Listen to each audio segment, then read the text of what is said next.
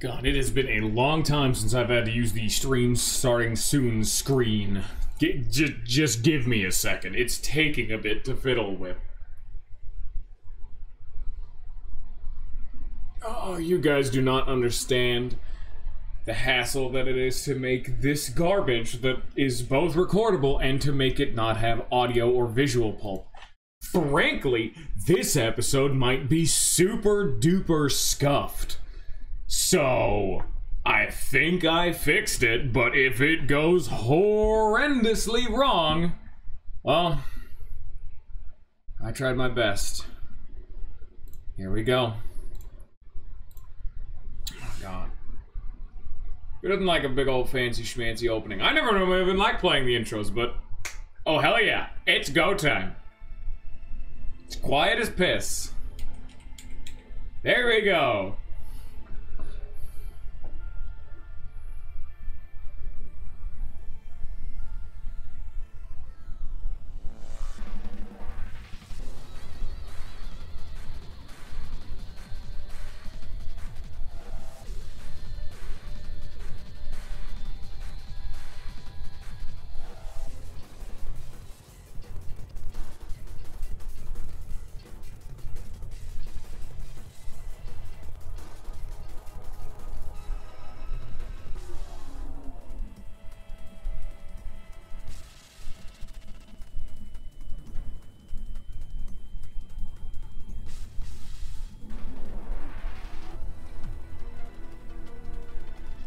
Shut up, son, I'm watching a movie! Actually, wait, oh shit, I should probably actually put, wait, where should I have the chat box? Because I should have it on the left or right. Here, you know what? Hey, Sion, send a message. We needed to determine where I want to put the chat box. Oh shit, you actually get to see my mouse in this game. Look at him! We have multiple! Both sides! It's perfect! And now there's none. Now you can see no more. I would think the top screen, or the left side, would be better. This is a really weird game. Also, this is a game I'm probably gonna have to read over almost all of it, because this is one of those games that isn't actually voice acted. Oh shit, fuck you, intro. You missed the intro sign, you don't get to see it. By the way, this game was also made by the people who made Danganronpa, so you can kinda estimate the kind of shit we're gonna see in this game if you know that game series. So, it gets a little dark, but not like absurdly dark. Start. You delete the save. Literally, I had a test run to make sure the audio worked. Here we go. Yeah, there's 6 endings, by the way. Spoilers. That's what those mean. It was a question we had going on earlier. So whole gimmick we're doing right now is I'm having you guys decide the options that we do. This game is very text heavy, so we're gonna have to have some fun. Us guys, it's the boys.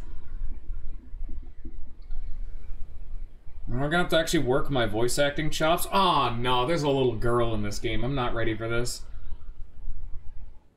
I actually did this once before when I was playing through with a friend where I voice acted all the characters. He said I did okay. Probably gonna do badly if I do decide to even do that. Knowing me, I will probably start shitposting halfway through the first dialogue box.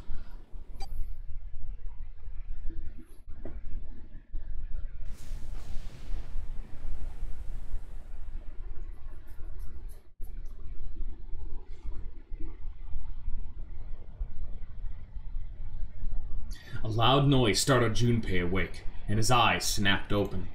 As they adjusted to the light, he realized that he didn't recognize his surroundings. Ow! With a crack, Junpei's head connected with something metal. He rolled over and threw out his hands to steady himself, but he found himself groping at empty air. His balance lost, and his still fuzzy mind struggling to understand what was going on, Junpei tumbled down to the cold, gray floor. God damn it!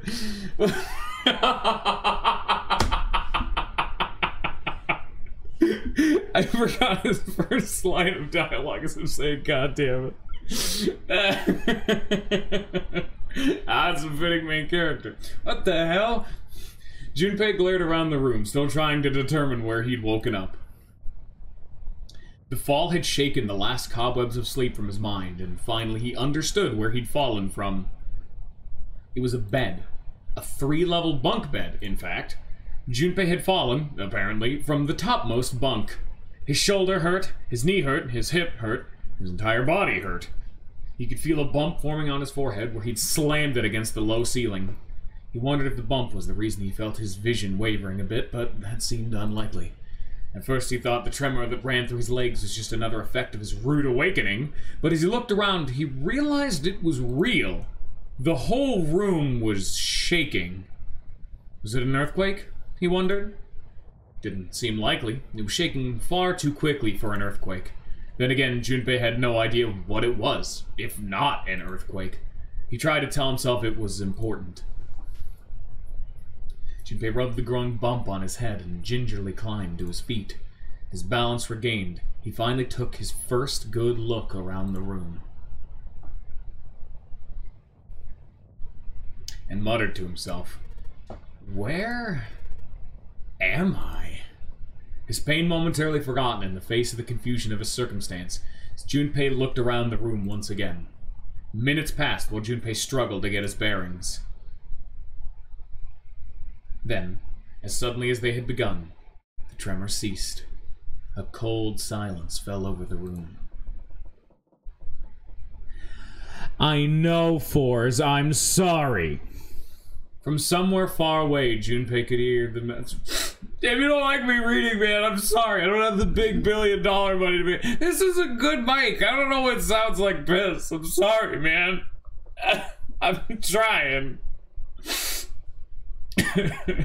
From somewhere far away, Junpei could hear the sound of metal squeaking. Where'd BGM at? That's a good question. He felt his stomach tighten. There were 1,000 things that sound could have been, but none of the things he could think of were good. In an attempt to distract himself, Junpei looked around the room once more. There was a stove that looked more antique than functional.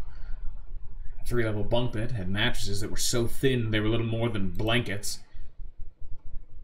The other side of the room was an identical bed, and set in wall between the beds was a slightly dirty iron door.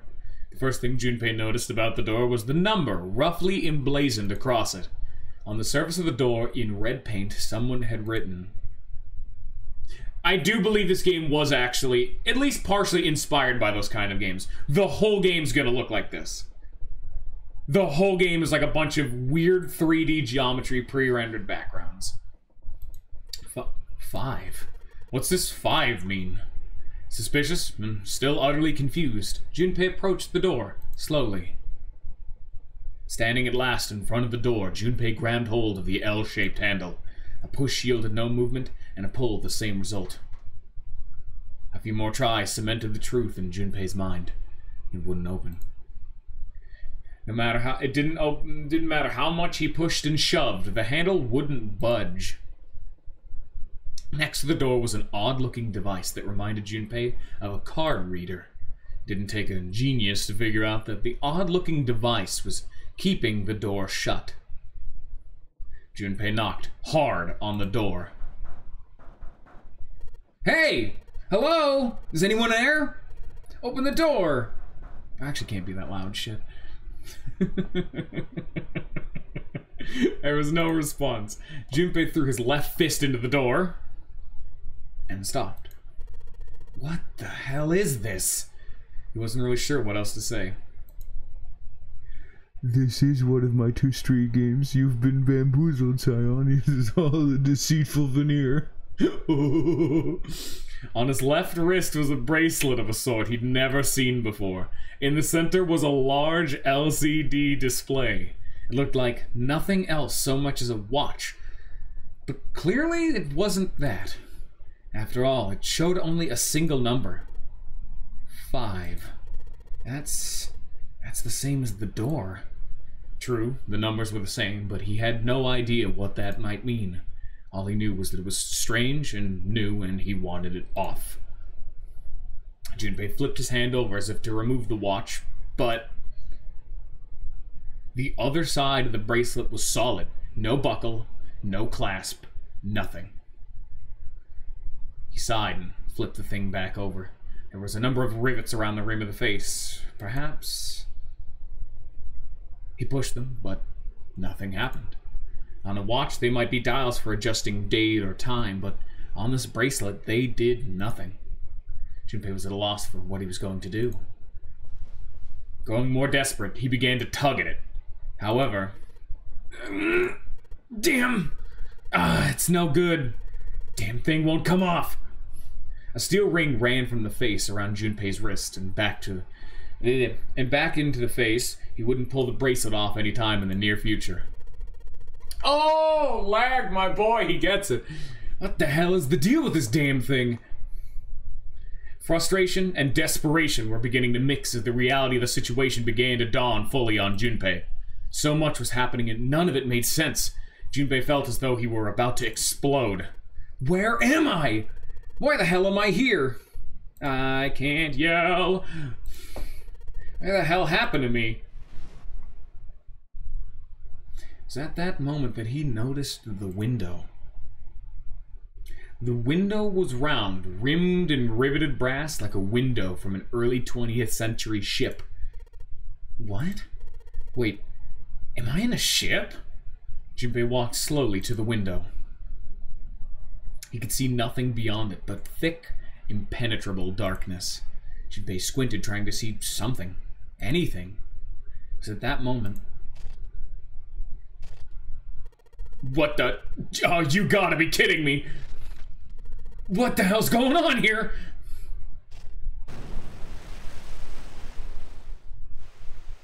A crack split the glass of the window, and for a moment, Junpei stared at it. Then, the window burst, and water began to pour into the room. What the hell? God damn it! Junpei yelled and spun around, his feet slipping in the water already coming through the window. He ran for the door. Hey, anyone? Is anyone there? Come on, if you're there, say something! There was no reply.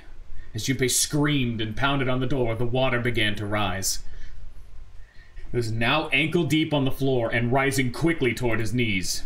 Things were not looking good for Junpei. Not good at all. He needed to find a way out, and quickly. Junpei ran a hand across his forehead, brushing the sweat out of his eyes, and looked around the room.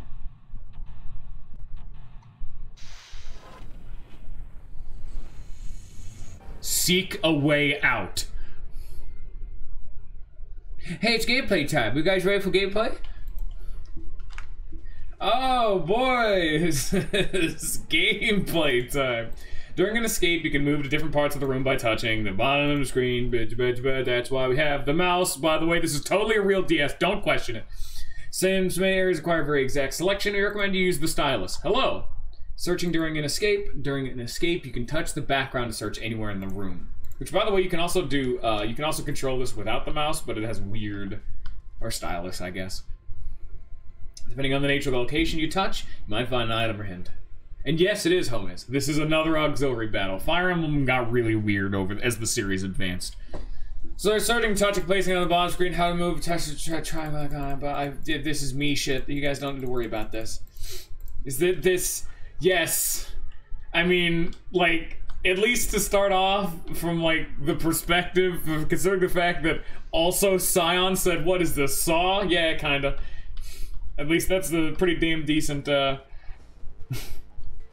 first impression. I should probably turn the music up. It is very quiet. Because even I can barely hear it. Jigsaw's the bad boy. You can move using the it's a pipe. I know. I'll crawl into the pipe and find a way out. There's nobody here to make fun of my lame jokes. Oh man, this sucks. This was made by the guys who made Danganronpa. I said that at the beginning. How do I don't think I can pause yet. Yo, yes I can. I can save. I don't know why the game's audio is like piss low. Is it just like good for you guys? No, I don't want to quit. Anyway, let's start taking a look around the room. Water just keeps pouring through the window. It's like a waterfall. I don't think shoving something in the window is going to stop that water. In other words, if I don't want to die, I need to find a way out of this room. I have to figure this out. About items. During an escape, investigating certain parts of the room will allow you to obtain items. Once you've obtained an item, you'll be able to go into the item screen, touch an L on the item, and check the top item to the top screen. While on the top screen, you'll be able to investigate the item screen and provide the items on the item screen, and provide the top screen, and investigate the item you found on the top screen. Literally, yes, it is very Ace Attorney too. You know it's a great game when I'm more excited to get to the sequel so I can show everyone, but this game is absolutely fucking fantastic. Dude, I saw this back in high school and oh, there was no way going back. Look at that built-in text screen tearing. That's definitely on the hard console. An old picture frame. There is a picture of a ship on it. The screws keeping the back on. Ooh. So it may not be the game you wanted, Scion, but it's damn close. Yes, okay. I get it. I get it. I understand. Please. See, now that we have an item, we can interact with the world with the item. I don't know, man. You may like Junpei. Junpei's way more Phoenix Wright than he is Edgeworth. Note from the bulletin board. All right, everyone, write this down. Take notes. We have top left, full triangle, bottom right, empty triangle, bottom left, full triangle, top right, empty triangle, but also they're blue and red, and there's an arrow going to the right. Very clearly write all that down. It's very important. Combine them. Stick them together. Nothing on top of the shelf. Doesn't seem like anything hidden in the sink. On the drain in this. This is the only drain in this room. There's a towel next to the sink. That could help us. Alright, well, pair of simple chairs. What, oh, this is a table. I thought it was like a pool table at first. Yeah, yikes. Where's the face cam? Right up your butt. Because I don't want to use that because it hurts my back. Door to the stove. Opens easily enough. Sure wish the door could get out of here was that easy. Hello. Well, that solves the mystery of whether or not this stove has been used before. What's this? It looks red. Ooh, baby. Well, the screwdriver got those screws off easily enough. And here's the picture.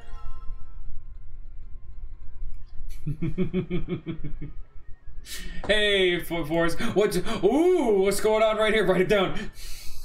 Like, I feel like this might be important or something. I'm not too sure about that. Someone wrote a bunch of numbers and symbols on the back of the picture, huh? Hey, you guys ever want to see fucking Phoenix Wright meet Saw? He got it down. He's got it memorized easy. That's actually, I think, hilariously enough, that is what I described this game as. Like, literally, it's like Phoenix Wright meets Saw. That's a very fucking apt description for this game.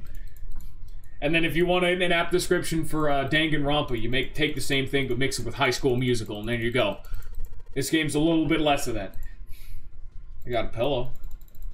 Yes, okay.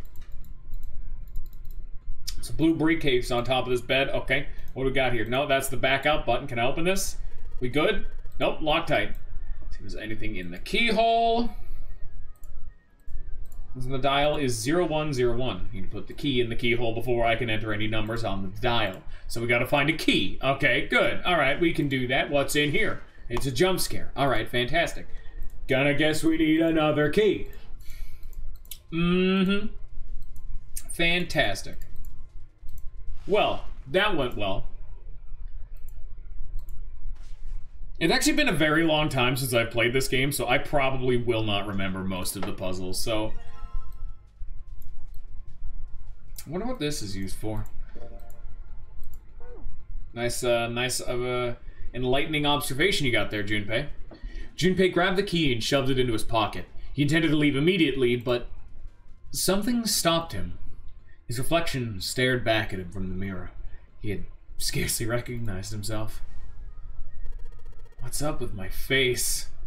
His confusion was well justified. His face was drawn and pale, and the dark circles under his eyes made him look as though he were nearly dead. Man, what the hell happened to me? How did I end up in here? Even as he said it, something in his mind opened and a memory bobbed to the surface. It was the last thing Junpei remembered before waking up in the strange room. What the hell happened to me? It was past midnight when he came home. Junpei shuffled up the stairs and opened the door to apartment 201. Inside was his apartment, a small one-bedroom affair that ran about 600. Damn, that's good rent. Damn, you can tell this is an old game. He moved into it when he entered college. So far, he'd been there for 3 years and 7 months. He stepped inside and turned on the lights. The fluorescent lights on the ceiling blinked and flickered slowly to life, as if waking from a deep slumber. Their cold light illuminated the landscape he'd come home to so many times before. Everything was as he left it. The magazines piled up in the corner, the textbooks collecting dust, the CD cases covering the floor, the jeans and t-shirts he'd worn the day before, then tossed onto the floor. There was one thing that didn't belong, however. It was a breeze. Breaths of cold night air wafted into his apartment, carrying the smells of autumn with them. The white curtain framing his window swayed gently in the wind. Huh, that's weird. Did I leave that open? Junpei walked toward the window, trying to remember if he'd closed it or not before he left. One of the panes was hanging open. He stuck his head out and looked around. Nothing seemed out of the ordinary. Junpei shrugged. Must have just left it open earlier. Closed the window. Then, it happened. Junpei turned and found himself face to mask with a man dressed in all black. The man wore a deep hood and a bulky gas mask. His face was entirely hidden. Junpei tried to scream, but all he could manage was a strangled croak. He tried to step toward the man, but his legs could no longer support his weight. Junpei collapsed to the floor, a crumpled heap of limbs, like a discarded puppet. Too late, he noticed the white smoke that was quickly filling his apartment. A small object shaped distressingly like a grenade sat on the floor in front of his face, hissing. The white smoke poured out of it at an incredible rate. Smoke had grown so thick that the details of Junpei's apartment began to fade into a white haze. He could feel his mind begin to fade as well, a white haze that was not the smoke creeping into the edges of his vision. Consider this a privilege. You have been chosen. A rasping voice wormed its way out of the gas mask. It was cold and harsh, distorted in some way Junpei couldn't put his finger on. You're gonna participate in a game. The Nonary game.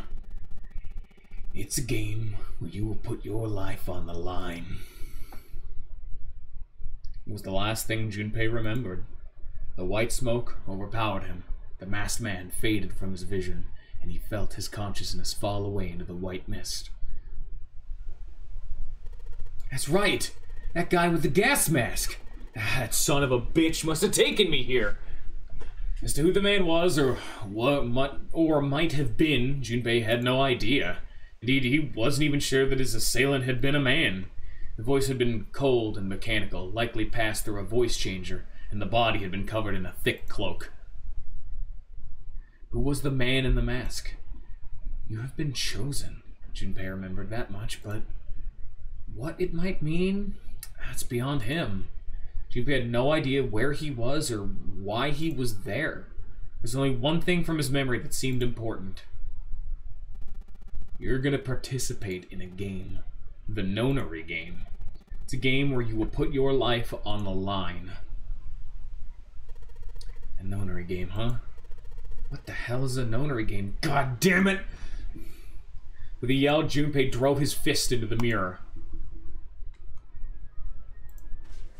Alright, welcome back. Hope you all enjoyed the ad break. Let me leave. That's a lever, huh? If I pull it...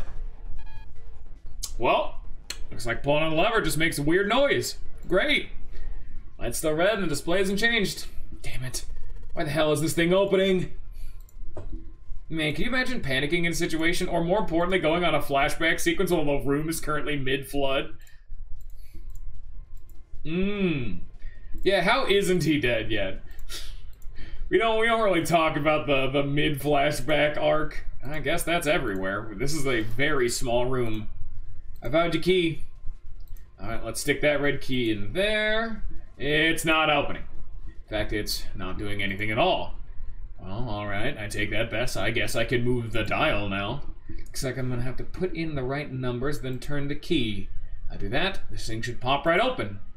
Let's give it a shot. The Codes Minigames. During an escape, your investigation may trigger one of several minigames. All operations for the minigames are done by touching the bottom screen. Some minigames require you to manipulate something, while others will only require you to apply the right object to the right touch, the right thing. Alright, what do you do? What do you guys think you do? What's the game plan? Hit it. Crank it. Crank that funky music. Forest Boy, come on. What's the salute? Damn it. It's not opening. Okay. Anything I've got might have a hint. I was gonna fucking pull the bastards back up. Pull the two notes. We have this one. Top left full, bottom right empty, bottom left full, top right empty. And they are these. What do you guys think the solution could be?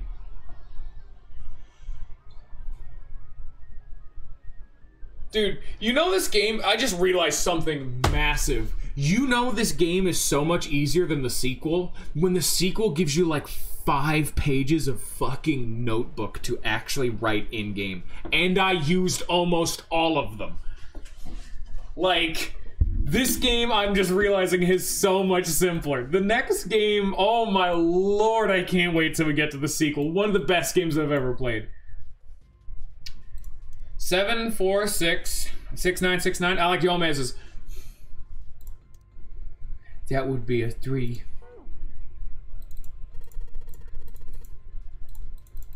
Okay, I get it.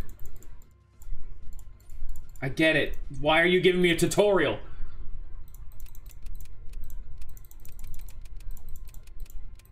Oh, I can't. Gomez, I'm sorry. The game won't let me. Damn it. I'm sorry, man. No, that is incorrect. Damn. Maybe the other one. Let's try that. Small keyhole. No, the key doesn't work on that one. So clearly, we're not done yet.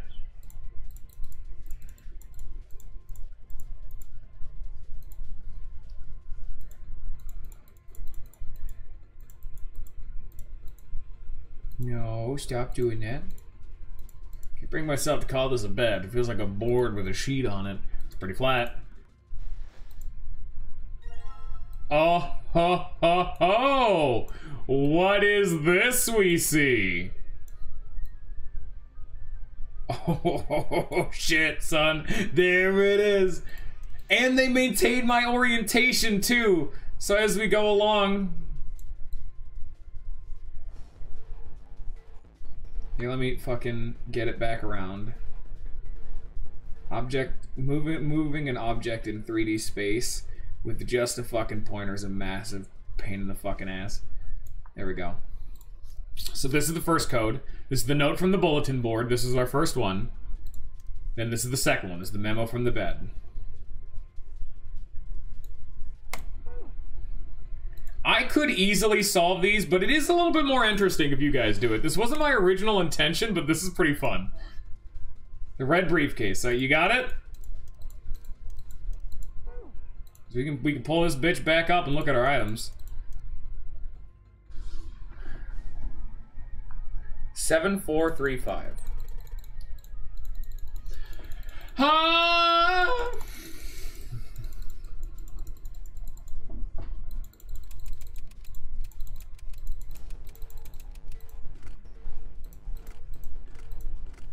Red briefcase, red, maybe. Wait, what about the note in the bulletin board? It's a couple of symbols. Yeah, if you fuck up a puzzle too many times, they'll start giving you hints. You guys are fucked up enough. So here's the memo from the bed. So, no, here. So here's the non-colored one. 1, 2, 3, 4, 5, 6, 7, 8, 9, 0. And then we have this one, the one from the bulletin board, which was 7485. And then this one, 7485. Let's see. Please fuck off, tutorial. Can you guys get this right, please, if only for my sanity?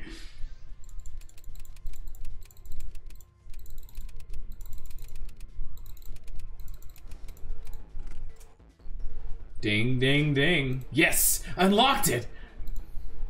It's opening. Stack of red keys. Oh shit, no. Looks like the key cards. There's a number on each one. 1, 2, 3. Want to become famous? Please refrain from using foul language. Ban. Is there nothing else in here? No? Nothing left? But there's a slight implication that we can add right here of, where the fuck's the blue key?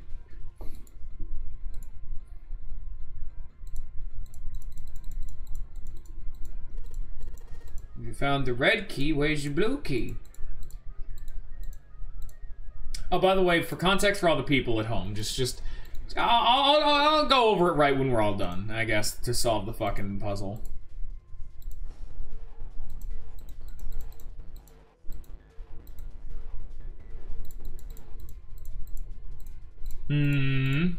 My pledge. Yeah, I'll just so that way it's not, because technically other people are doing it. I'll clue people into the line of logic once we're done. No, there's nothing more here. There's a bunch of water. Table. No. Okay. Man, Junpei's really good at this whole puzzle shit. Is it just in the water? Is it already, would we taken too long? Bad ending? What about the pot itself? I cannot fucking believe I never clicked that. Huh. A key? Yeah, there's a little blue key in the bottom of this pot. Odd. I wonder what that's all about. Click harder. So yeah, for the context for everyone at home, is that this one is actually, you're meant to line up the 4 colors rather than the individual spaces. So this would be full red, black square. So this is 0, 2, 6, 3.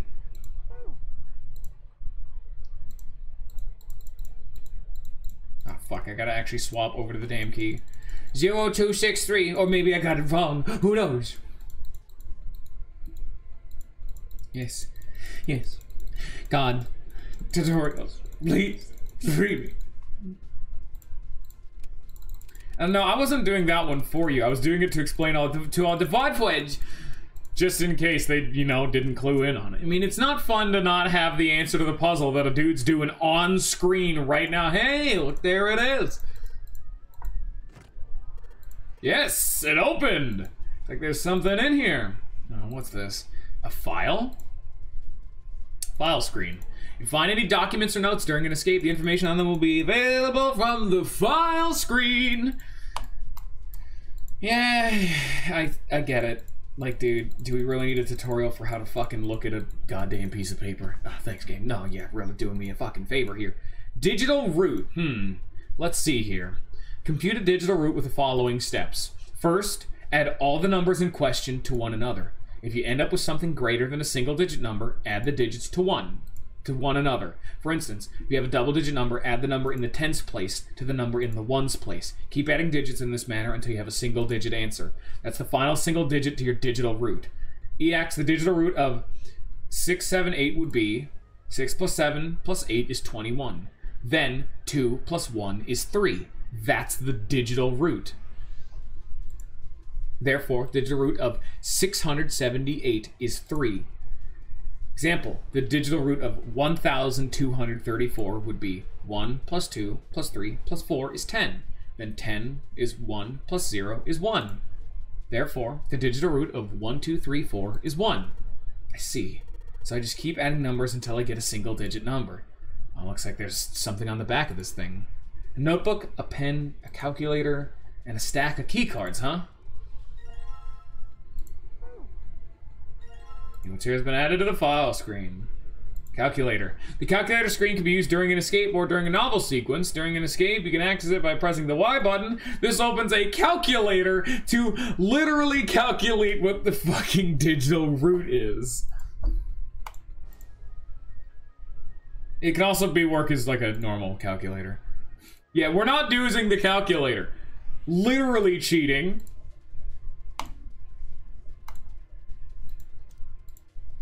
There's cards and numbers on them. I'm pretty sure this is where I'm supposed to use them. Alright, let's slide this card and see if it works. And...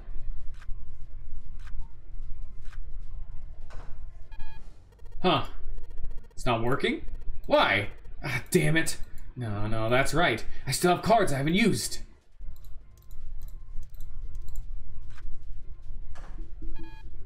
Damn it. Not again. I need more cards in here. I've only got one other hint. Oh, of course! The files! The file said something about a digital root? A digital root. The digital root, huh? What am I supposed to do with... there's a 5 on the door. Do I have to get a digital root of 5? Not really sure about this. Whatever, it's worth a shot. Let's see if this works. I'll just slide the cards that give me the digital root of 5 through the reader. Touch 3 cards to select them. The digital roots of the selected cards will be displayed on the top screen. Touching reset will deselect all the currently selected. Okay, so you guys need to find a method of 1, 2, 3, and 6, 7, 8 to get a number of 5. What method would get us there? The digital root system. I'm waiting. And I'm gonna wait because you guys have volunteered yourselves for this gimmick. Also, for stop lagging, that's not healthy. That can get a main killed. You should stop doing that. It's a disgusting habit. They're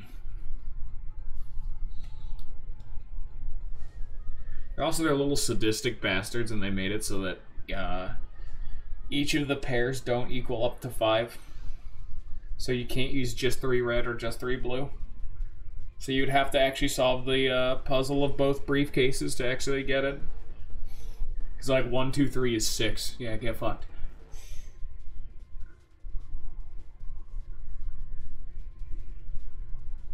Alright, come on, Lag. Dump it out there. It's all that's needed. Oh, well, Lag, you know this game, supposedly. You don't get to just dump it.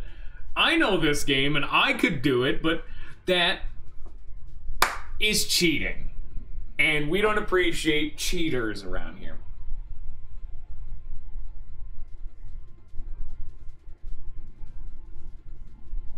No, it's fine. Take your time. So, here's a little example. So let's say we take the... I'll do this one, then. I was actually about to say that. So say we have the number 7. Then we take the number 6. 7 plus 6 is 13. So then you take the number 13, you take the 1 and the 3 and 13, then you add them together to make it 4. And then, if you add 1, it makes it 14. If you add 1 plus 4 together, it's 5. And there's actually multiple ways to do this one, I believe. You could probably do...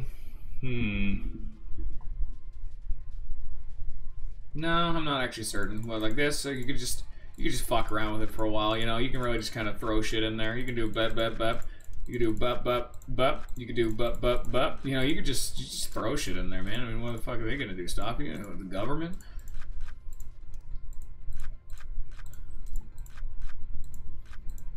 But anyway, there you go.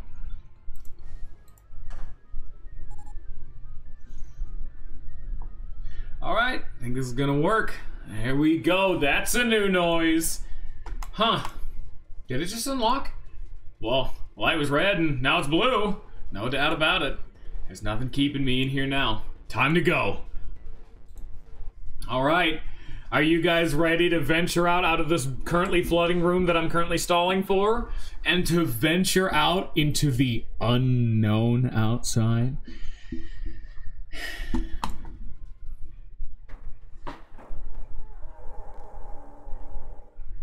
Very slight audio pulp. That means I did a good job. We had a big problem with this. It first took me like 30 minutes to fix that shit. No.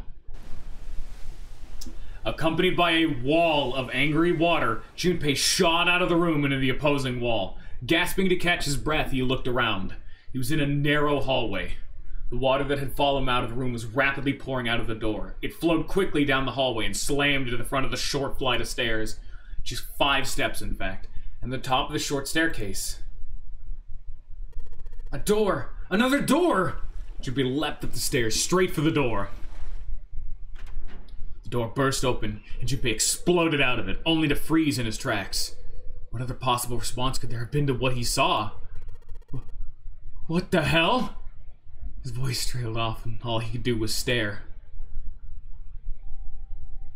A polished... Wait.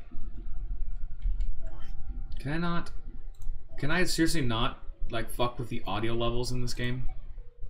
Because this is a good song and I want it to be louder. I mean, I could just... Stream is real choppy. Is anyone else have... No, I'm not dropping any frames right now or anything. God, this is a good song. I can, like, just hard, like, crank the volume. I can do this. But that also, it also increases the volume of the game. It's like, can you guys hear the music? Because I barely can. Like, which, I don't remember this game being, like, weirdly audio mix challenged. Now it's fine. Huh. Whatever then. Do you guys hear the music?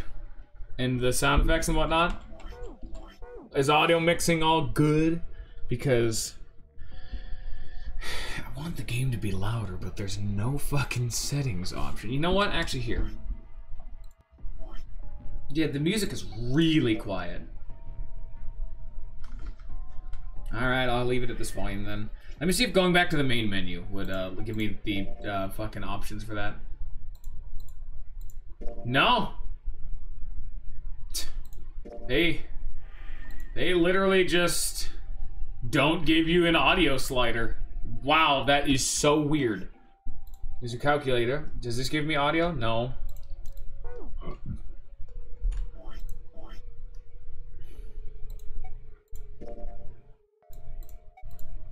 I can't believe it. What? Ow. Whatever then, I guess. Like, this is... Like, I'll just dump this song in the fucking Discord. Oh, no, that could lead to spoilers. I won't post anything. Don't look up anything about this game. This is an old game. You'll be spoiled if you look up anything.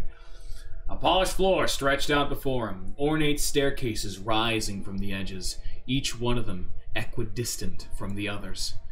The stairs and pillars were solid wood, and Art Nouveau embellishments and decorations covered the walls and pillars. It looked like nothing so much as the entrance to a luxurious mansion from the early 1900s. Junpei couldn't help but wonder, was he really in a ship? Water quickly flung the hallway behind him, suggested that yes, he was. As he looked, a fresh wave rolled out of the room he'd been in, gathering speed as it moved towards the stairs. Yeah, that's what I thought. This is totally a Wait, what the hell? A wave? Shit, I gotta get out of here! Junpei spun around, his wet shoes squeaking in protest on the polished floor, and ran towards the tremendous staircase in front of him. C deck. B deck. As he ran, he glanced quickly at the plates mounted on the wall, denoting the decks of the ship.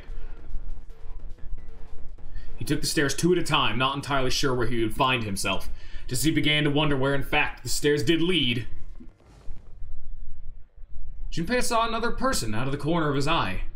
He stopped short, nearly tripping over the next stair, and looked. It wasn't just one person he'd seen. On the landing to the left of the stairs were 4 people staring at him.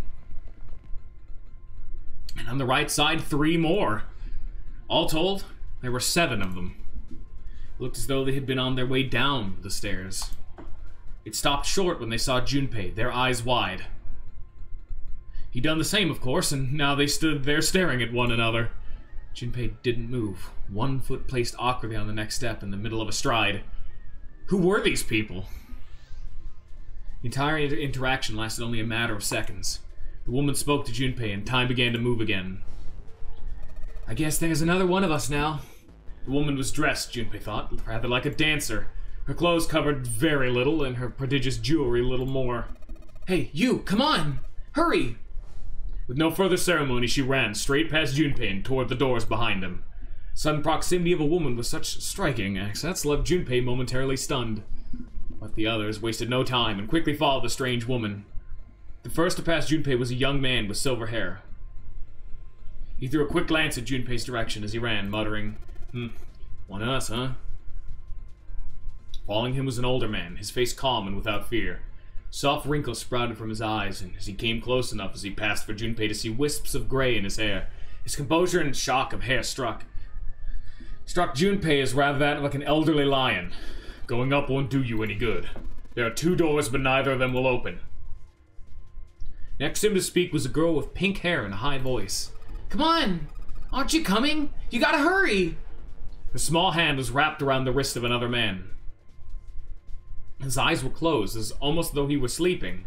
His features were graceful, almost serene, and he was dressed rather elegantly for someone his age. Something about his posture seemed very refined, and Junpei couldn't help feeling he were noble and dignified somehow. He said he'd never seen one, but this man seemed like what Junpei always imagined a prince would be like. That's 9 of us then. All the cards are in hand.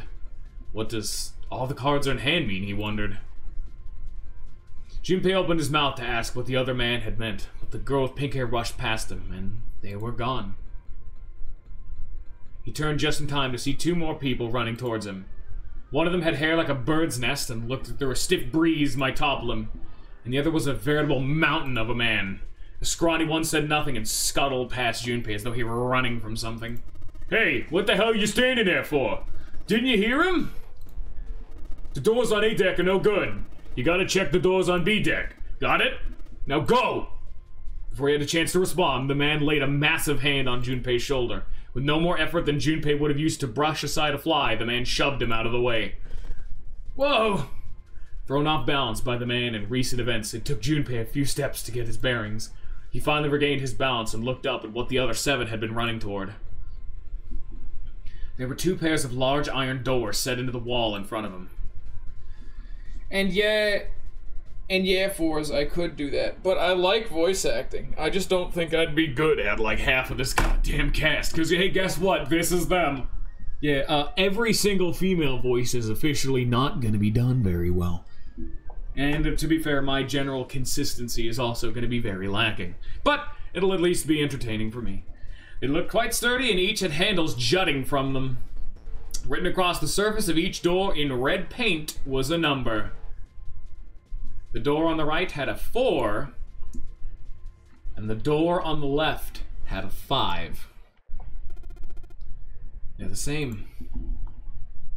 The guy Junpei had decided to call Silver was mumbling to himself. The room I woke up in had a number on the door, just like that. You too, eh? With an arched eyebrow, the lion looked over at Silver. My cell was the same. A number upon the door. I opened it and ran down the hallway outside and found myself in the rather grand room, full of stairs, as I suspect did the rest of you. It was though the floodgates had been opened. They all began to talk at once. Me too. I did too. Yeah, door with a number on it.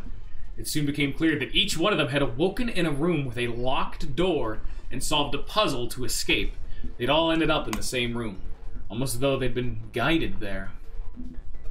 Yes, we all saw the same thing. That's not important. We need to hurry. You think I don't know that, lady? Before the dancer had time to finish, Silver was already running. He grabbed hold of the door labeled 5 and pulled. However, fuck, it's not opening. The damn thing won't even budge. Move. You're in the way. Mountain grabbed Silver's shoulder and tossed him aside. His path cleared, he took a few steps back, then threw himself at the door.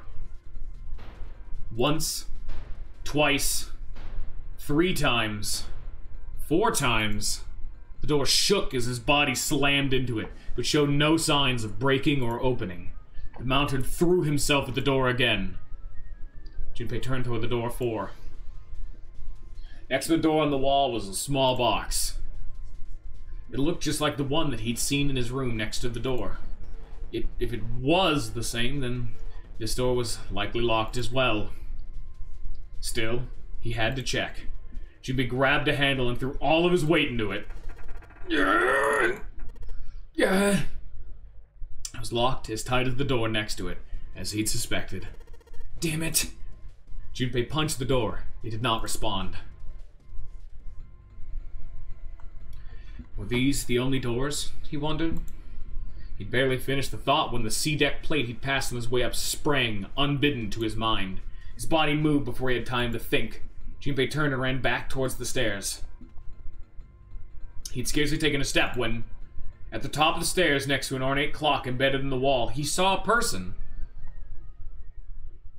It was a girl. She looked to be the same age as Junpei. He froze, unable to look away from her face. He wasn't confounded by her beauty or something equally silly. No, there was another reason he couldn't take his eyes off the girl. Junpei had seen her somewhere before. He couldn't quite remember where, but he knew. He knew he'd met her before. The girl, too, stared at Junpei, similarly stunned. Her response suggested she'd seen him before as well. Without saying a word, Junpei walked slowly toward her. She didn't move. It was almost as though she were held in place by some sort of magic spell. As Junpei stepped onto her landing, the spell broke. No sooner had he set his foot down, the whole ship shook a second time. Ah! The quake caught the girl unprepared and she fell. Moving on instinct, Junpei leapt to catch her. Or so he thought. Her face was far closer than it should have been, mere inches from his own. He was flat on his back, and she had landed squarely on top of him. The girl seemed as confused as he did, as her face suggested that she still hadn't fully recovered from seeing him. For a moment, that seemed to stretch for a very long time. They'd stared at one another. The ship stopped shaking. Everything was quiet. Water could be heard from the bottom of the ship, lapping faintly at the walls and ceilings. But eventually, that faded as well. The silence was complete. A thick, muffling blanket. At last, the girl opened her mouth. Oh my gosh! Is that you, Jumpy? Jumpy? Jumpy? Her words echoed through Junpei's head, and suddenly his memory returned. Akane? Why hadn't he realized it before? The girl was Akane Kurashiki. She and Junpei had been friends in childhood. They'd gone to elementary school together for 6 years. But what was she doing on the ship? Her soft eyes were only inches away from his own. He could feel the warmth of her face. Feelings he'd thought long forgotten began to work their way to the surface. He could feel his face heating up. At that moment, a speaker crackled to life, and a cold, eerie voice filled the room. Welcome aboard. I welcome you all, from the bottom of my heart, to this, my vessel. With a voice invasion, the spell between Junpei and Akane was broken, and all hints of burgeoning romance instantly forgotten. They hurriedly untangled themselves from one another and struggled to their feet. Their 7 companions had heard the voice as well. Many of their faces had gone pale. They looked around frantically, desperate to locate the source of the voice. At last, they found it. A speaker set into the ceiling. I am Zero, the captain of this ship. I am also the person who invited you here. The voice was harsh, obscured occasionally by the crackle of static. But Junpei recognized it. How could he have forgotten it? It was the same voice he had heard from the man in the gas mask. Hey, asshole, where the hell's this? Come on out here, I want to get a look at you. What do you mean to do to us? I mean to have you participate in a game. Some of you, I know, are familiar with this game. The Nonary game. It is a game where you will put your life on the line. Nonary game? What the hell's that? Voices continued, implacable. rules of the nonary game can be found upon your persons. They are simple rules. Read them. Nonary game? Hey, there's something in my pocket. Check this out. Silver reached into his pocket and pulled out a small slip of paper. The rest of them reached into their own pockets and pulled out similar slips of paper. Junpei followed suit and dug into his pocket of his pants. He felt the telltale crumple of paper, slightly damp from his earlier ordeal. Hey, I got one too. Then it would seem Zero has seen fit to grace us each with a letter. Would you mind terribly reading it to us, young man? His request had been delivered to Junpei, who, after a short moment of surprise, did as he asked. On this ship you will find a handful of doors emblazoned with numbers. We will call them numbered doors. The doors in front of you are a pair of the same. The key to opening these numbered doors are the numbered bracelets that each of you possess. Should you total the numbers of your numbered bracelets and find that the digital root of that number is equal to the number of that door, the door will open. Only those who have opened the door may pass through. There are, however, limits. Only 3 to 5 people can pass through one numbered door. All those who enter must leave, and all who enter must contribute. Bracelet. Junpei figured had to mean this bulky thing on his wrist.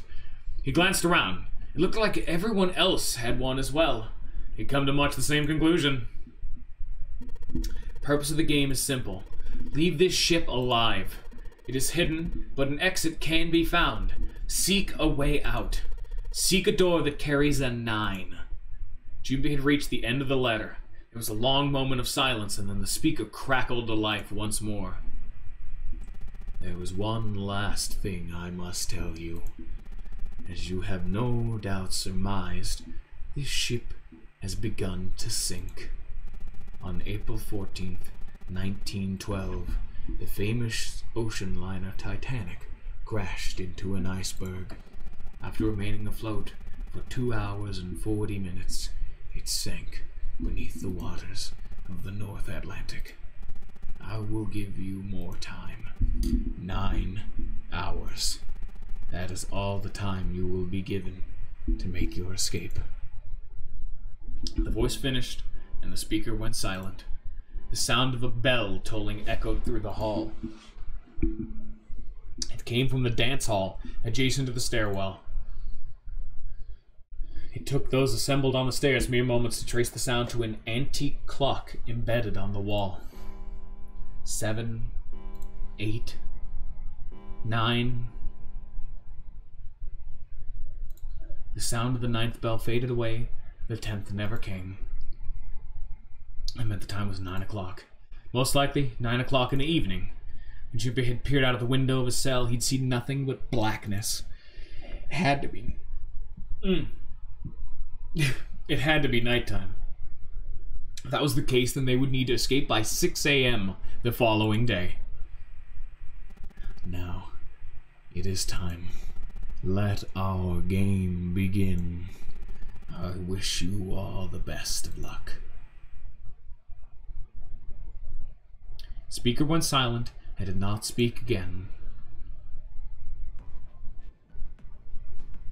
Silver yelled at the speaker with language coarse enough to embarrass a sailor, but the rest of Junpei's companions were silent, deep in thought. Junpei, too, was consumed by his thoughts.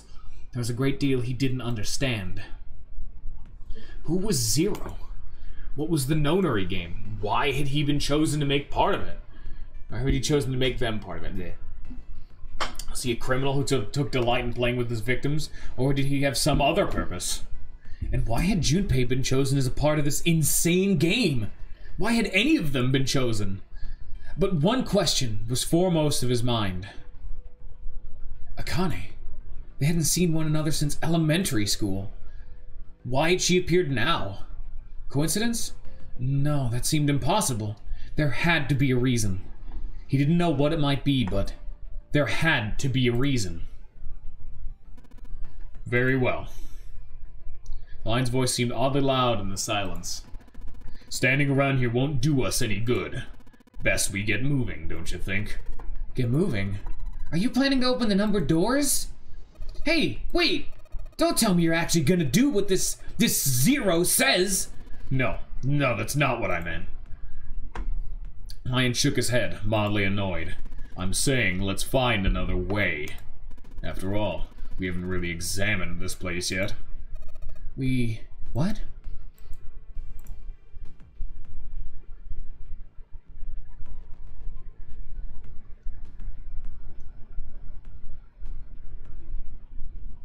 Their separate investigations finished. All 9 people returned to where they'd left one another. Results of all their work was nothing. They were completely sealed in. Their hard work had not gone completely to waste, however. They had learned a number of things as they'd scoured the parts of the ship they could reach. It seemed that they were confined to decks A through C. C deck was as far down as they'd be able to go, however. The reason being... the D deck was completely submerged. Strangely, however, the water had risen no higher than D deck. The flow seemed to have been stopped somehow, as evidenced by the surface of the water on D deck, which was as smooth as glass. The prince knelt down and gently drew his hand across it. Perhaps Zero Fellow has used some sort of remote control to seal a watertight door lower down. He said that our time limit was 9 hours. In other words, this water won't rise for 9 hours. Then you're saying we won't sink till then? Well, that may be a little too optimistic. Point to wishful thinking. No point there. There were 3 metal doors on C deck. A single door stood off to the side with 2 more facing the wall towards the central staircase. None of them had numbers or verification devices. They were, however, locked, like the other doors. No matter how much they pushed and shoved, the doors refused to move. The mountain and the lion threw themselves against them a few times, but to no avail. The door in the back had a keyhole. Just above it was a strange mark in the shape of a circle surrounding a dot. There were 2 other doors on C deck as well, but it was clear they were elevators, as each had a button next to it with an upside-down triangle. They tried pushing the button. No response. Apparently there was no power running to the elevators. To the left of the elevator doors was a card reader. The card reader also had a strange mark on it.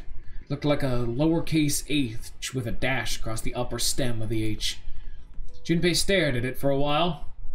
This is the symbol of Saturn. It's an astrological symbol. Then the mark on the other door... I think that was the sun symbol.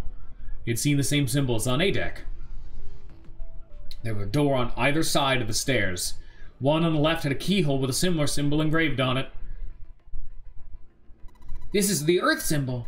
The horizontal line symbol is the equator, and the vertical one represents the prime meridian. Junpei looked up at the ceiling. There was a great circle cut in, perhaps for a skylight or a glass dome, but it had been filled in with a gargantuan metal plate. The metal looked very solid. Anything short of an explosive charge was unlikely to damage it. There were several windows along both sides of the ship, or at least there had been. They too were covered with metal plates.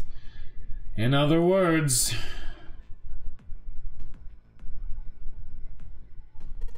we're trapped. All the exits go nowhere.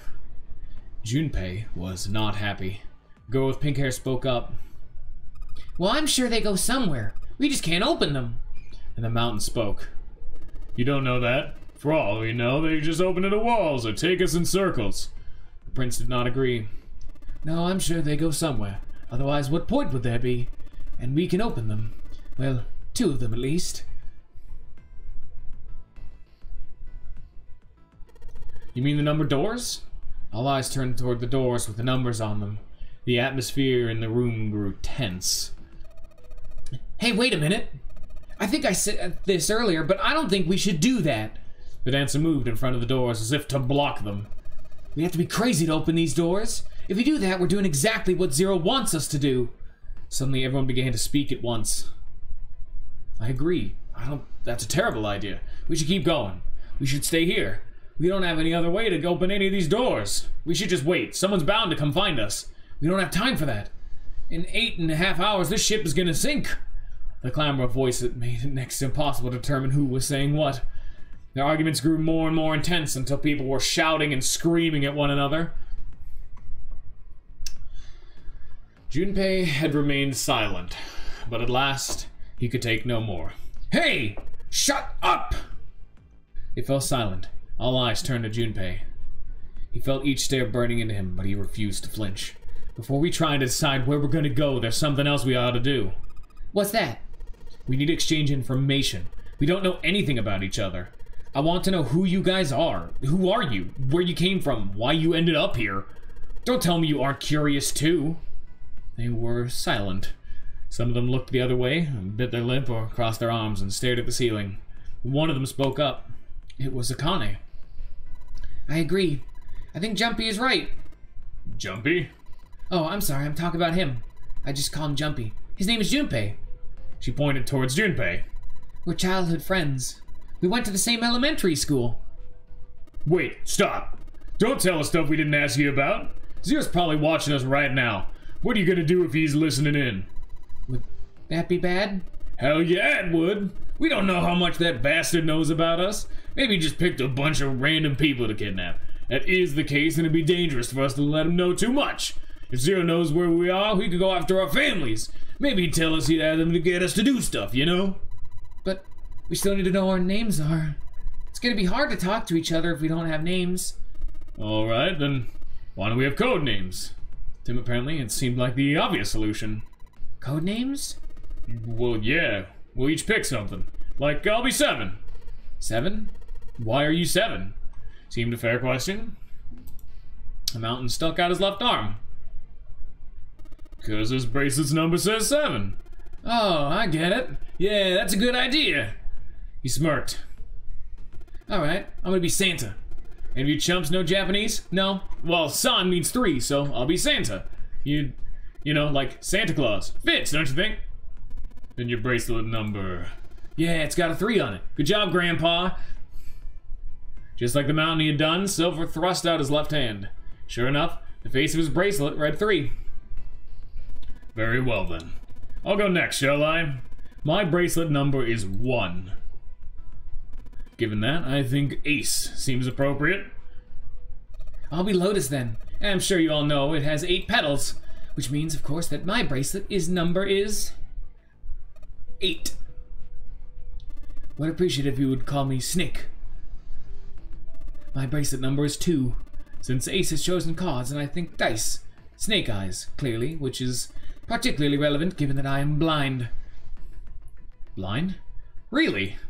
He kept his eyes closed during their entire ordeal, which had suggested something strange, but to hear it said so casually, it was something of a surprise. Everyone seemed a little nervous at the prince's proclamation, but no one seemed to know how to react to it. There's one person, however, who didn't seem to be surprised in the least. The girl with pink hair. I want to be Clover. You know, like a 4-leaf clover. Good luck, right? Looking almost bored, she held out her left hand. The face of her bracelet showed the number 4. He come around to Junpei. He held out his bracelet. Alright, my number's 5, so my code name is gonna be... Why have one? It's not like there's any point to it now. The dancer cut him off mid-sentence. I mean, we all know your name already. You're Junpei. Oh. They all nodded. Hana stepped forward nervously. Then you should all call me by my name too. Because, I mean, it doesn't seem... Doesn't seem fair to Jumpy?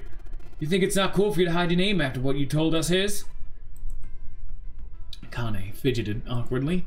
Junpei decided he had to do something. What's your bracelet number? It's 6. She hesitated for a moment, then held out her left hand. As she'd claimed that bracelet's face showed a 6. Junpei looked at it for a moment and thought, alright then, why don't we call you June? June? Yeah, you know, it's the 6th month of the year. So you're June. Jumpy. Connie kneaded her hands and looked up at Junpei, uncertain. He smiled back at her, reassuringly. Are you good with that? She thought about it for a few more minutes, then seemed to come to a decision and gave Junpei a small nod. The names decided, Junpei ran over them quickly in his head. 1 was Ace. 2 was Snake. 3 was Santa. 4 was Clover. 5 was Junpei's number. Akane was 6. Junpei had given her the code name of June. 7 was 7. And 8 was Lotus. That meant that 8 of them, including Junpei, had revealed their bracelet numbers. But there was still one person left. He was the man with glasses and hair like a bird's nest. He hadn't said anything since they'd met on the stairs, and he didn't look like the sort of person who was inclined to conversation. His skin was pale, his breathing was heavy, and he was soaked with a nervous sweat.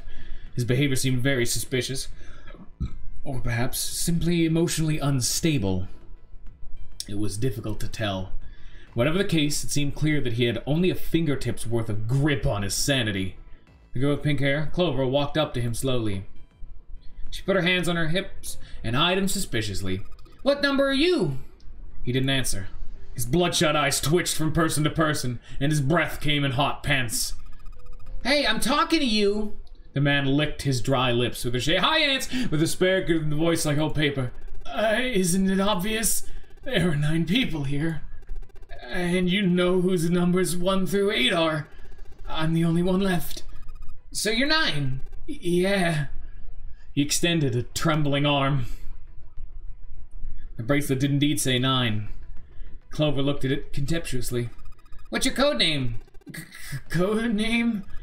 "What do you want us to call you? We all made up names. You should too." "I don't need one." "Why not?" "Because I'm not gonna stay here with you." He took a shuddering breath and exhaled.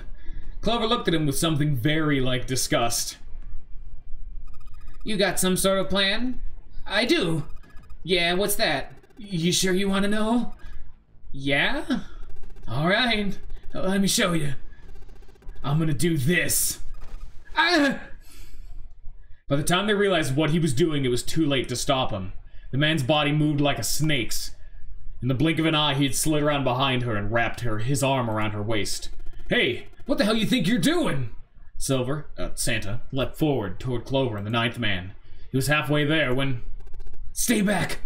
Suddenly the man's hand dove into his pocket. Came back out with a knife. A pocket knife. He held it to Clover's pale, quivering neck. You know what? I feel this is a good time to just put that up and say, hey guys, now's a good time to, get something to drink, go to the bathroom, like what I need to do. So clearly, I feel this is an optimal time to do the whole be right back thing. Great job, Ants. You should stick around because this game's super cool. I really wish Scion hadn't died off because I've been reading for a while and my throat hurts and I need to get something to drink and I also gotta go pee. So I will be right back.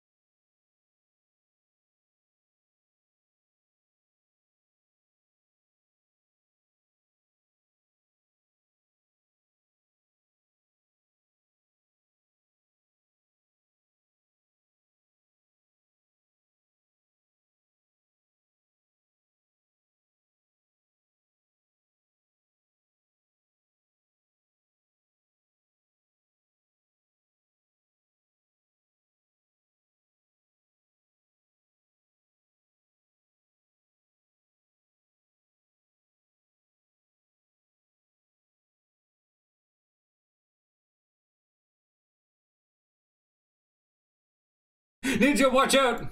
He's got a knife! Be careful! Ninja, get down!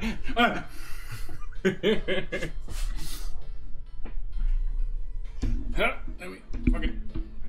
there we go. I'm sitting back up, got my sody pop. That is a knife.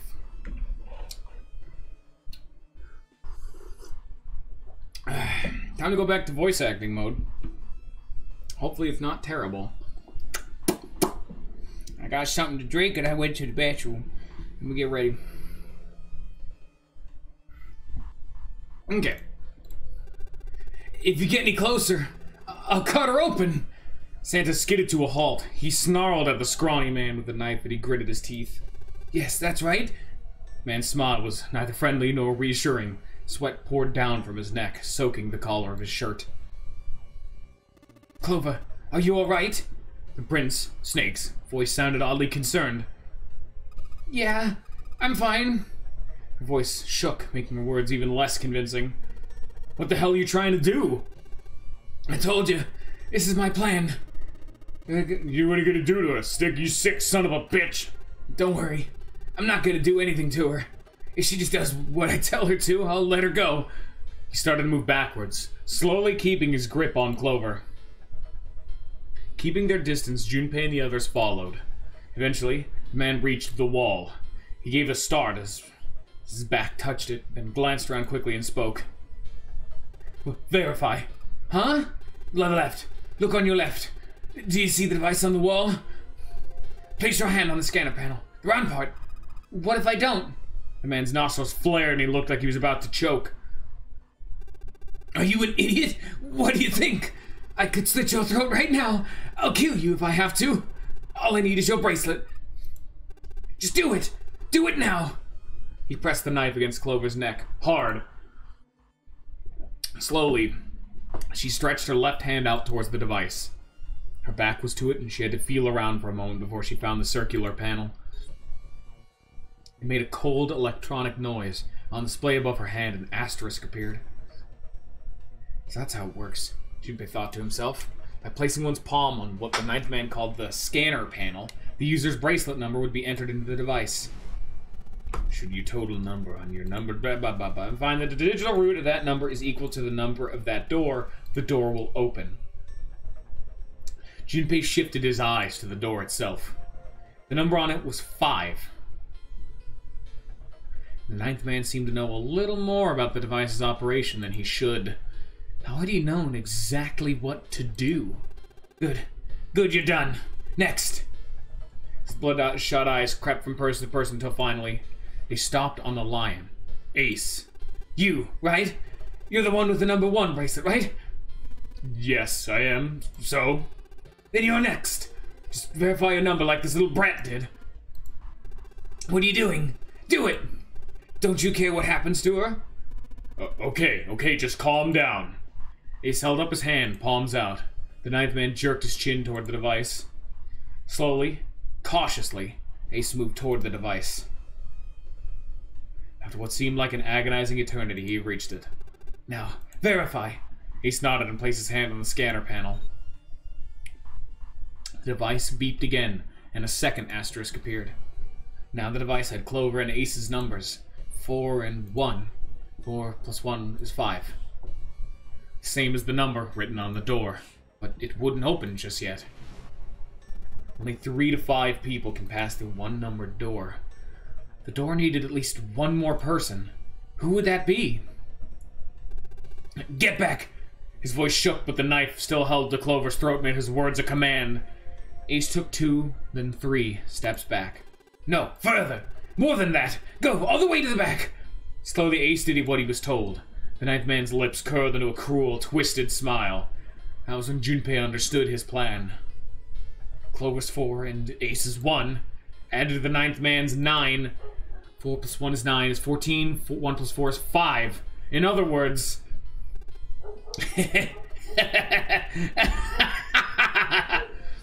Thank God you are so cooperative. Now I can get out of this nightmare.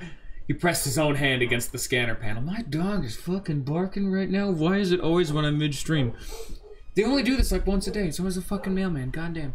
A third asterisk appeared on the screen. He dropped his hand on the lever on the side of the device and pulled.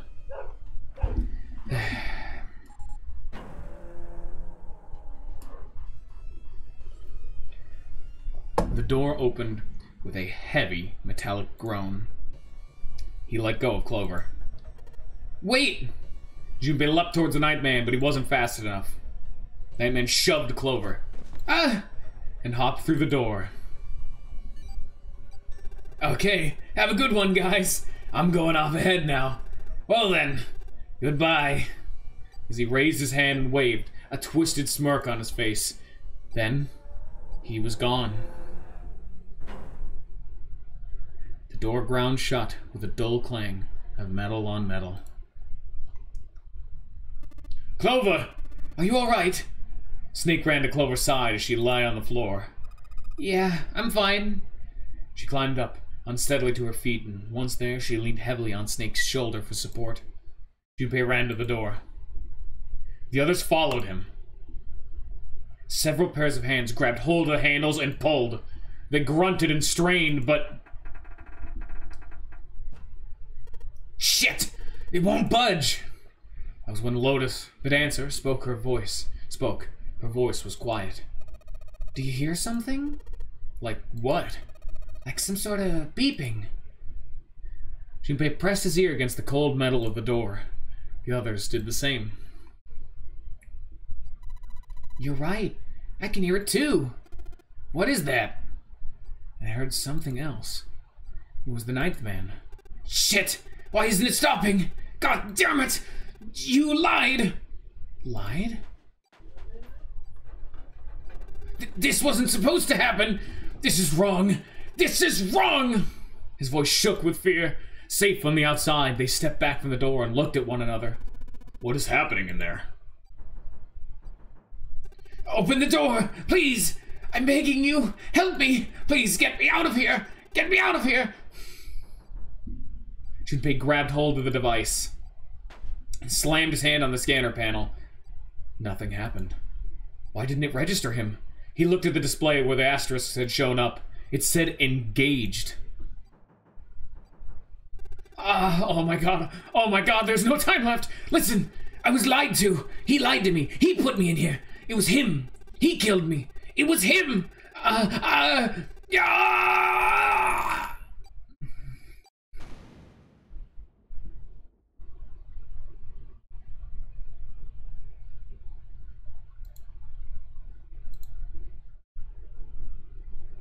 The explosion rocked the room. Instinctively, they ducked and stood up slowly when they realized there was no danger. No one spoke. Silence filled the room. In that silence, the electronic tone that echoed across the room sounded as loud as a gunshot. All eyes turned towards it. It come from the device mounted next to the door. The display changed from engaged to vacant. Let's see if we can open it. 7. The mountain swallowed hard. Junpei nodded and placed his hand on the scanner panel. A red asterisk appeared on the LCD panel. The device had registered Junpei's bracelet number, 5. His was not enough, however. At least 2 more people were needed. Junpei asked, which pair? So, like I said at the beginning of the playthrough, which a bunch of you hadn't seen, this game has a bunch of endings. And I'm letting the chat decide every dialogue option to determine what ending we get. Which combination do we use? Bonus points for the fact that Ninja and Ants have no idea what's going on.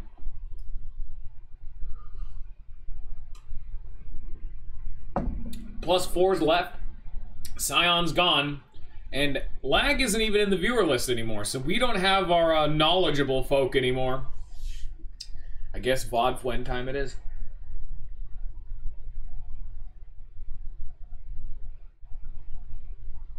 Just for context's sake, these are people. I'll freebie you this one. I don't believe this decision affects anything, so we'll just go at the top one. Ace. Lotus, you think you could give me a hand here? The pun was a little too on the nose, but the mood was still grim. Both Ace and Lotus lift their left hands silently.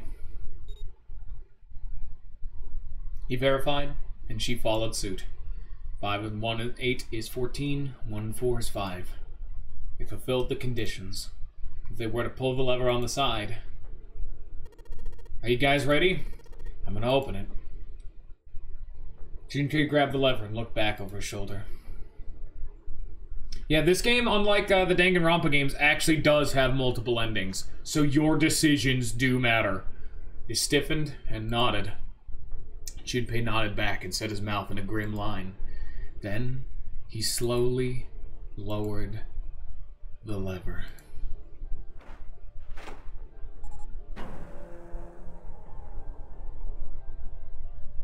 There was a metallic groan, and the door slid open. A breath of air drifted out of it, carrying a stench that nearly made them gag. Junpei grimaced and put a hand over his mouth.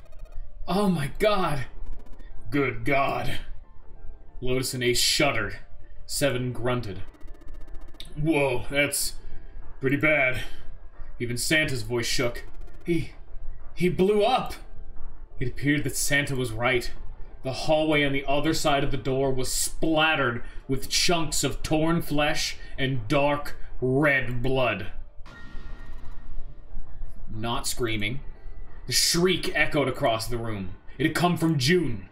Then her strength left her and she dropped. As Junpei turned to catch her, the door groaned shut.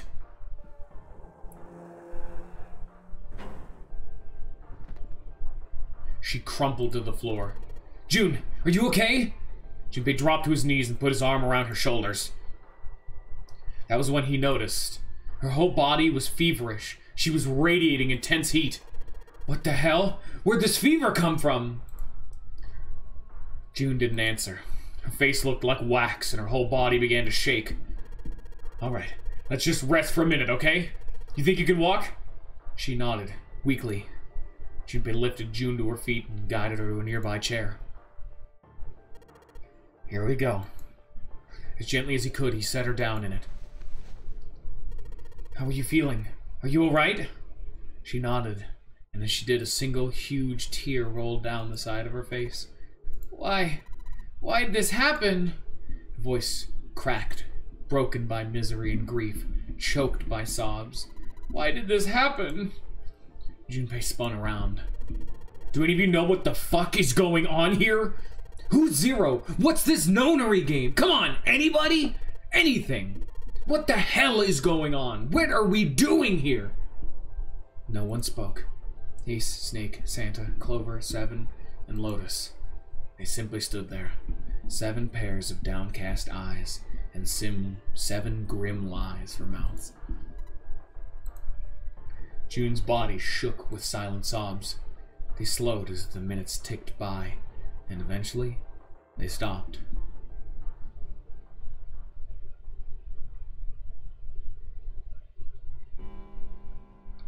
And suddenly, in the cold, heavy silence that had enveloped them like a thick fog, a bell began to ring.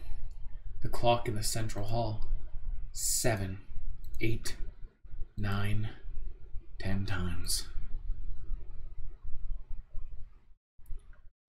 And then, on the 10th ring, it stopped. The sound of the bell faded away into silence. It's 10 o'clock then, Ace said what each of them had been thinking. That means it's been about an hour since Zero's little announcement. 7's deep voice echoed across the room. Fuck! I've had enough of this crap! Santa leapt to his feet and clenched his fists. How long are we gonna pussyfoot around like this? We've only got 8 hours until the time limit Zero's going on about is up. Let's get going already. Go, go! Santa's outburst fell on deaf ears. No one seemed to agree with him. He stared back at him, their eyes blank and their faces tired. Finally, Lotus spoke. No, I refuse. I'm not going to end up like him. You're the 9th man? Of course. Who else? In his mind's eye, Junpei saw the corpse again. A dark, reddish-black pool of blood. Scattered pieces of flesh. organs strewn across the floor like a blossoming of a grotesque flower. The explosion that had torn through his body had been powerful. The ninth man's neck had been twisted at an odd angle. Junpei suspected the detonation had thrown him against the wall. Half his face was crushed, and the other half was covered in blood. Most of his abdomen had been emptied, either by the explosion or by gravity. He landed on his back, and stark white ribs jutted out of his chest like the legs of some sort of macabre crab. Junpei felt something slip in his stomach. I think he just screwed up. The eyebrows went up and Santa continued. He probably set off some sort of trap and that killed him. I'm not gonna screw up like that. I'm getting out here alive. Whatever Snake was laughing at, Santa did not find particularly humorous. What's so goddamn funny? Oh, my apologies. You're just so very confident. I couldn't help myself. What the fuck? Think you've mistaken the situation. Huh? The ninth man's death. It had nothing to do with a trap, or at least not the sort of trap you've imagined it did. Then he broke one of Zero's rules. That's why he died. Quite simple if you think about it. Huh? You still don't... Alright. How about you take a moment to think back to what Zero said? Specifically, what did he say about the number of people? He said only 3 to 5 people can pass through one numbered door. Right? And after that, you've forgotten the relevant part. What did Zero say? Santa furrowed his brow in thought. Junpei thought back. Zero said... Again, I'll have to softball this because you guys don't know. All those who enter must leave, and all the who enter must contribute. Right? I think it was something like that. Whatever it was, it means the groups of less than 3 or more than 5 can't go, though. Go through. That is correct. Good stuff for you, Junpei. Snake inclined his head towards Junpei. The ninth man, however, broke that rule. He tried to pass through a numbered door by himself. That was why he was executed. And Zero's watching us from somewhere, making sure we don't break any rules. Oh, I'm not so sure of that. Why not? Because the execution system is entirely automatic. Didn't you notice?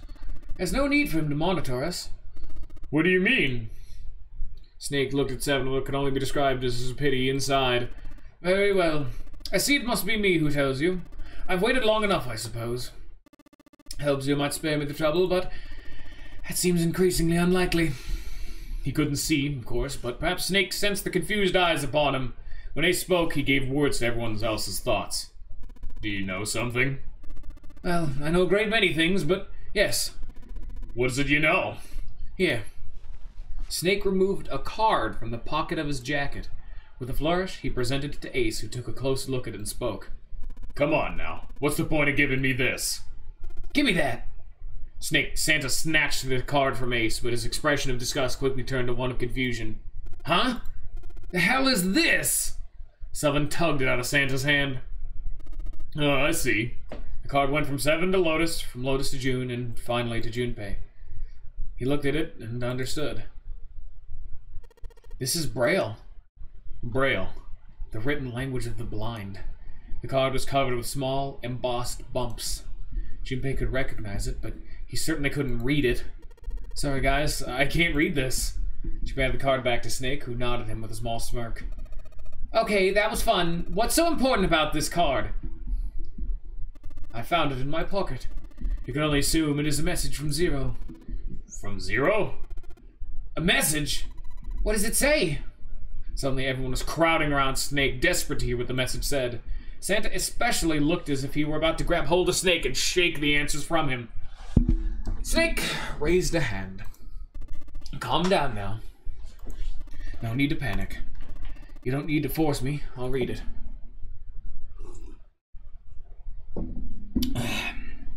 Junpei swallowed hard and waited for him to start. He was not the only one. Presently, Snake began to read, his voice calm. His fingers glided over the tiny bumps as he spoke. Bracelet number 2. Since you are not blessed with sight, I shall bless you, and only you, with information. I shall tell you the function of the red and of the dead, and of the bracelet. The red is the recognition device. It will verify your number. Besides every numbered door you'll find a red. The dead is the deactivation device. It is exactly what it says. Once you have passed through the numbered door, you must use the dead to stop the detonator in your bracelet. But perhaps you're wondering, what does this detonator detonate? I'm afraid this may be something of a surprise. I've placed a small bomb inside of you, and the people whom you are about to meet. You swallowed it when you were unconscious. I have no doubt by the time you read this note, the bomb will have passed your stomach and found its way to your small intestine. In other words, you'll be unable to regurgitate it. I suggest you do not try. As I mentioned before, the bracelet on your left hand contains a detonator. Think of it as a remote fuse or timer for the bomb in your body. There's only one condition which will cause it to detonate. That condition is that you enter a numbered door. Once you have done so, the timer will activate, no matter who you may be. You'll have 81 seconds. Hello there! After that time, the detonator has not been deactivated. It will send a signal to the bomb in your body, instructing it to explode. In order to deactivate the detonator, every person who verified their number at the red must also verify their numbers at the dead. Once all numbers have been verified by the dead, you need only pull the lever at its side, and the countdown will cease. Anyone who does not verify their number on the red will find themselves unable to verify their number at the dead.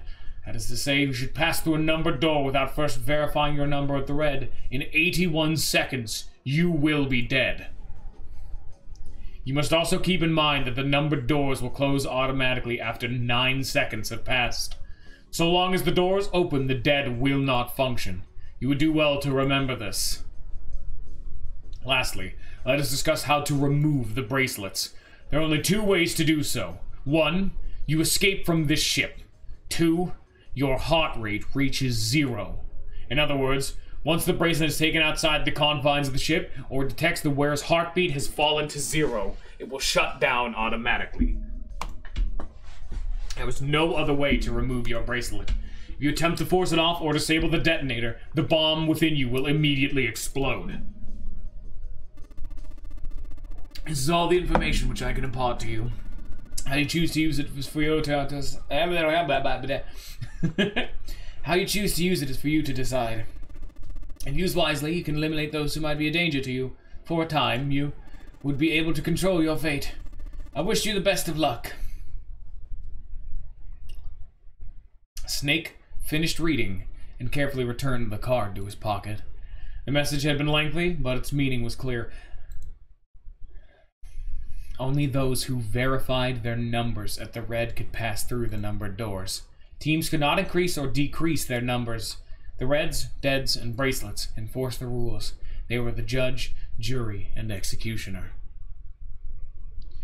In defiance of Zero's suggestion, both Santa and Seven put fingers down their throats and began to gag. The rest stiffened, some touched their stomachs, one simply stared at their bracelet. Junpei gingerly touched his stomach. There was a bomb inside of his body. The thought of it made him queasy. His stomach felt oddly hollow, and his legs were weak.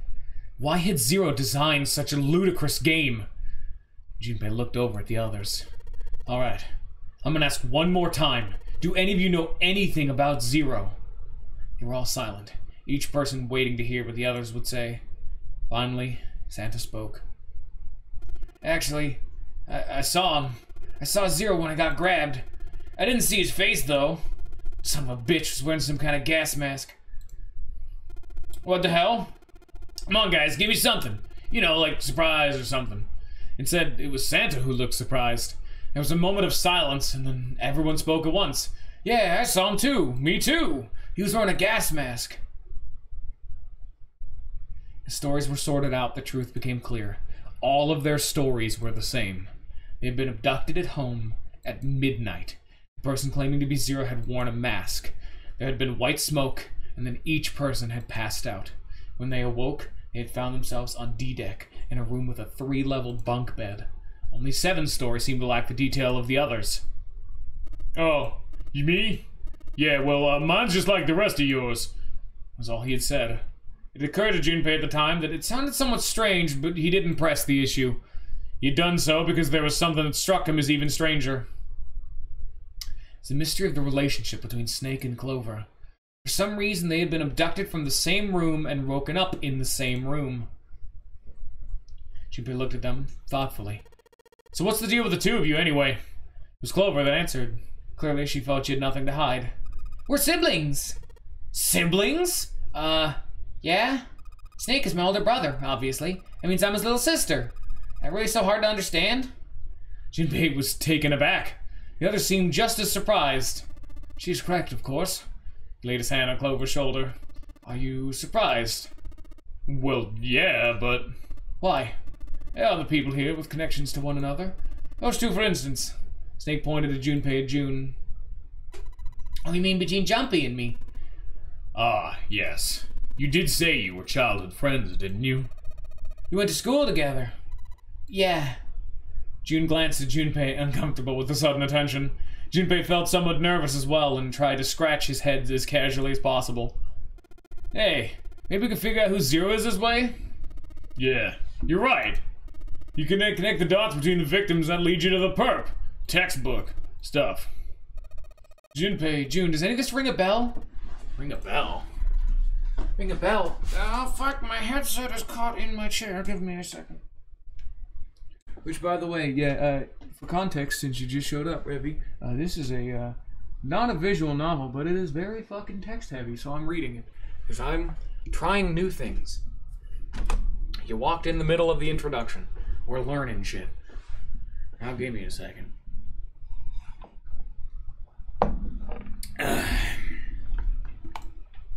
They looked at one another. And like it was staged, they both tilted their neck at the same time. Well, perhaps you went to school with the son of a multimillionaire. A millionaire? Son? Oh, someone bought this boat and set up all of this. Whoever Zero is, they must be incredibly rich. Yeah, this is very visual novel style, 100%, but... I mean, visual novels are mainly just text, but this does have a lot of gameplay and decisions you can make, but it's probably closer to a visual novel, yeah. But it is a mystery game at the end of the day. You are trying to solve a puzzle. So, yeah. Literally just think of this stream as like a book that you're reading at this point, because I wanted to do something fun for Saturdays. Scion said, hey... Scion sent out a jokey request to say, hey, do a visual novel. And then I'm like, okay then. And then I did this. But that's what we're doing on Saturdays now, I guess. Saturdays are me playing this. This game's good. You want to see a dude explode? And then have a very visceral detail of how all of his organs were scattered about like a grotesque flower and his ribs were poking through his now desecrated corpse like the macabre legs of a pure white spider. Yeah, Scion fucked off like an hour ago and I don't know why.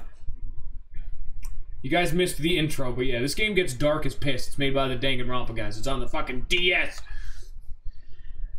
To me, it seems as though it's work of an organization, not an individual. Zero is most likely simply the representative of a larger group. What sort of organization? Oh, it could be a number of things. An army, perhaps? Or a research group. Perhaps it's all some sort of psychological experiment. If it is, then it's a pretty fucked up experiment. I mean, come on, a guy's dead. The word dead hung in the air, heavy and ominous. The room went quiet again. I don't know who the hell this Zero asshole is, but I know for sure he's gotta be pretty fucked up in the head to do all this. This guy, all one guy, he's got some serious issues. I don't even know how well I'm doing voice acting some of these characters, because I'm like, I didn't know what the fuck I was gonna do for Santa. I guess I've kind of turned him into a vaguely snobby brat. Even with the specter of death hanging over them, their discussions continued for some time. In the end, however, they learned nothing. By the time they finished, a fifth of their 9 hours were gone. Or 1.5 of their 9 hours. All they had showed for it was impatience. Man, look, we only got 7.5 hours left, okay? You really sure you want to just sit around? No one was willing to argue this time. Very well, then. There's only one way for us to proceed. Sure, now it'd be fun running around knowing we gotta jump when Zero says jump. Well, it's stupid to just sit around here and doing nothing. Thanks to Snake's card, at least we have some idea how this all works. No, now I got hiccups. Correct. And as long as we follow the rules, we should, we will most likely be alright. But what? But who's going in which door? Junpei looked towards the numbered doors. Oh yeah, that's right. We can't have any more than 5 people in one door. All 8 of us can't go in the same door. Then it would seem we'll have to split up. Wait! Lotus looked terrified. I'm telling you now, there's no way in hell that I'm going through door number 5. Come on, don't be selfish. Call me whatever the hell you want. I'm not going in there. If I'm going to have to walk through all that blood, then I'd rather stay here. And we were doing so well. He shook his head sadly. Sorry, but I ain't going in there either. Someone else can go into door 5. Oh, Santa, not you too. Hey man, I just bought these shoes. If you think I'm getting some creepy dude's blood all over them, you got another thing coming. Oh! Grammar errors. That was the last straw. What the hell, man? Weren't you the one who kept saying we should get going? Yeah. Doesn't mean I want to get into door 5. Oh, God. There was an awkward silence. Finally, Seven spoke. Fine. I'll go into door 5. Can't go in there alone, though. Anyone else want to come with me? It was another long silence. This time Snake was the one to break it. I'll go. What? Don't worry, you'll be fine. We may part now, but I'm certain we'll meet again later. How do you know that? Because I do. That's not an answer! If you're going, I'm going too! I'm going into door 5. What am I going to do with you? There's nothing you have to do. He stepped forward. If I join you, the problem is solved, correct? 7 is 7, and Snake is 2. If we had Clover's 4 and my 1, the digital root will be 5. Oh, it works perfectly! The 4 of us can go into door 5! Wait, what about the other 4? What's their digital root gonna be? Do a quick mental calculation. Lotus, Santa, June, Junpei. Their bracelet numbers were 8, 3, 6, and 5. So, you know what? So the whole gimmick I was doing was that, because this game is very text-heavy, and there are puzzles and gameplay to this, but it's a lot of stuff that I have to do, typically, unless you guys like to solve puzzles, which is what Scion just started doing without me prompting him. Unlike the Danganronpa games, this game has multiple endings. So every time there was a decision to be made, I was letting the chat do it. Luckily, a lot of the earlier ones don't affect anything. This is just a tutorial.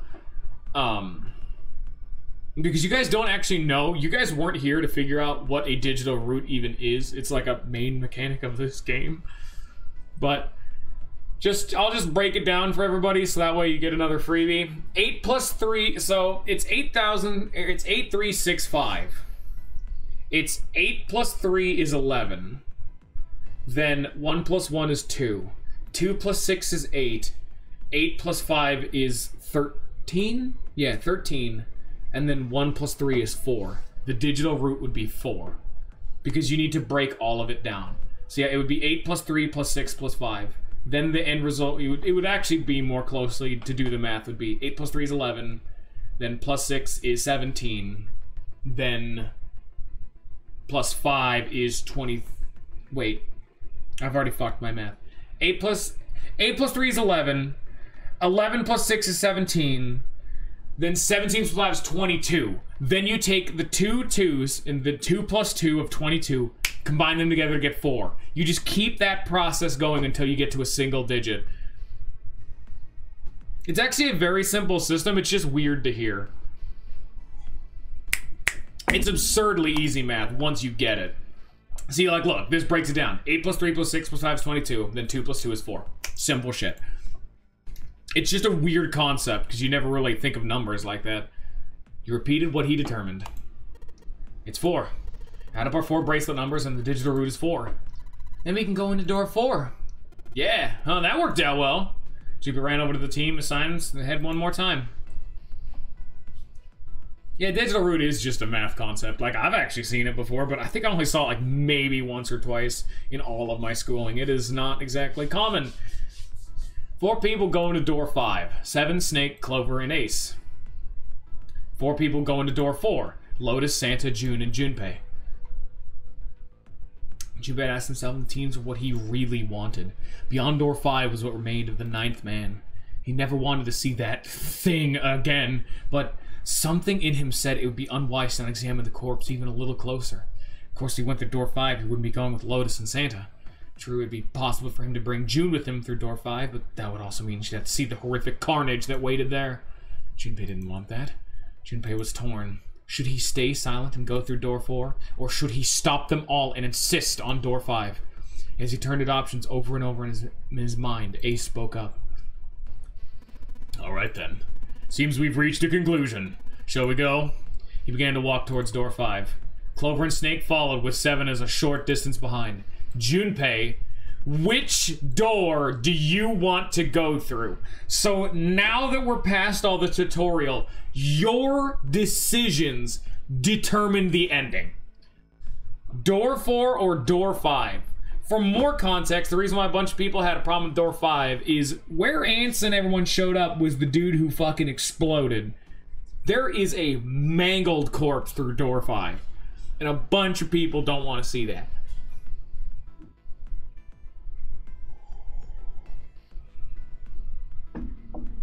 Anyone else want to chime in, or are we cool with 5?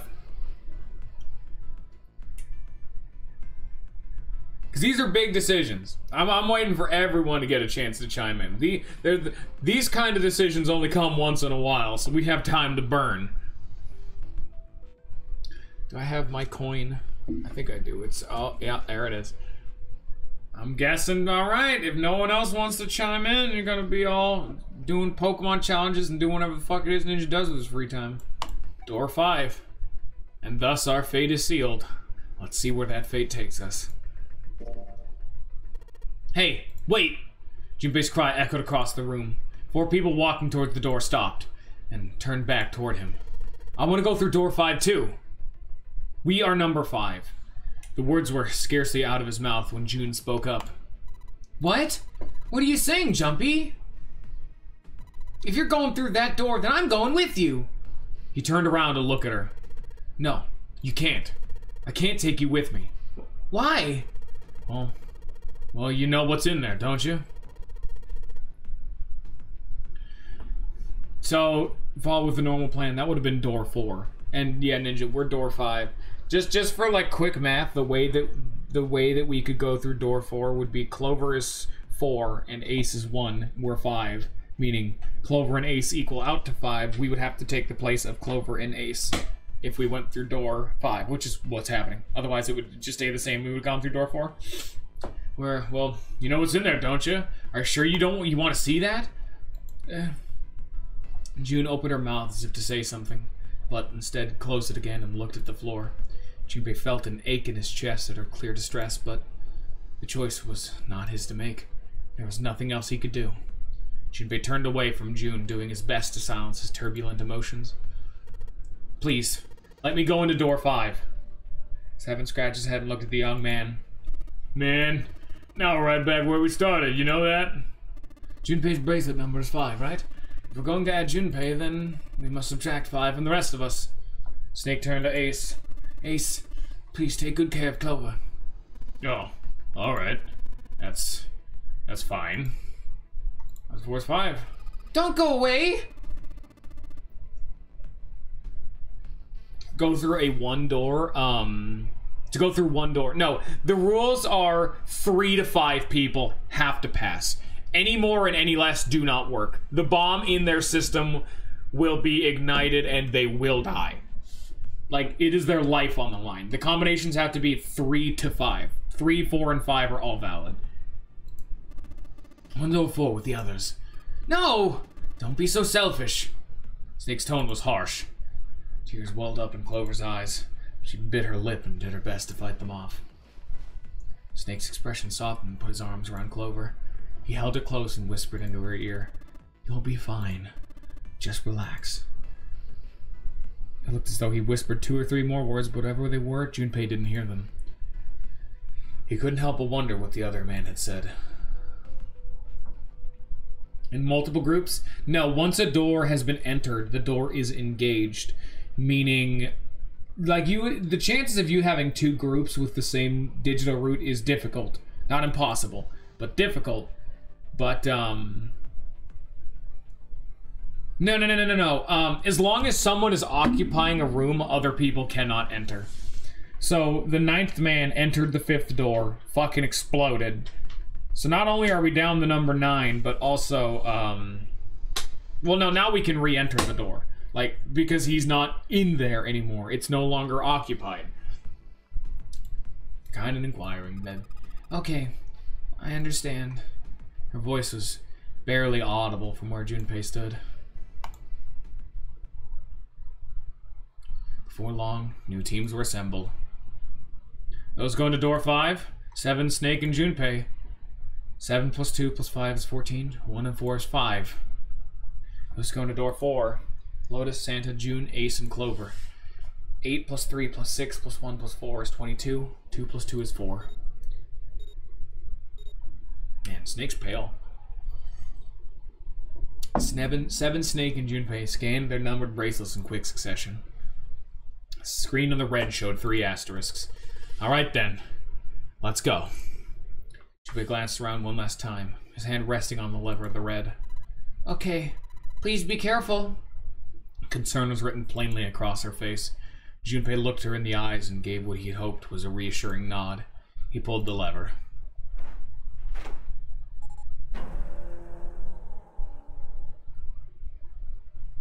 With the sharp clack of a lock releasing, the door swung open. Ahead of them in the small hallway were the pitiful remains of the 9th man. For a moment, Junpei froze. Try as he might, his eyes would not leave the corpse, and his feet would not leave the floor. 7-2 seemed paralyzed. Snake, on the other hand, seemed unconcerned. He walked calmly down the bloody hallway, only stopped when he realized his companions were not following. Do you intend to kill me?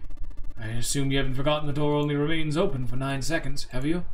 He hadn't even bothered to turn around. His head was at most slightly cocked towards one shoulder. Junpei and 7 looked at another, nodded, and threw themselves through the door.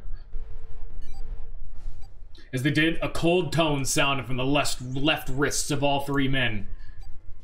7 and Junpei looked down at their bracelets. On both of them and on Snake's, a red skull had flickered to life. The detonator had begun its countdown. They had scarcely processed this information when...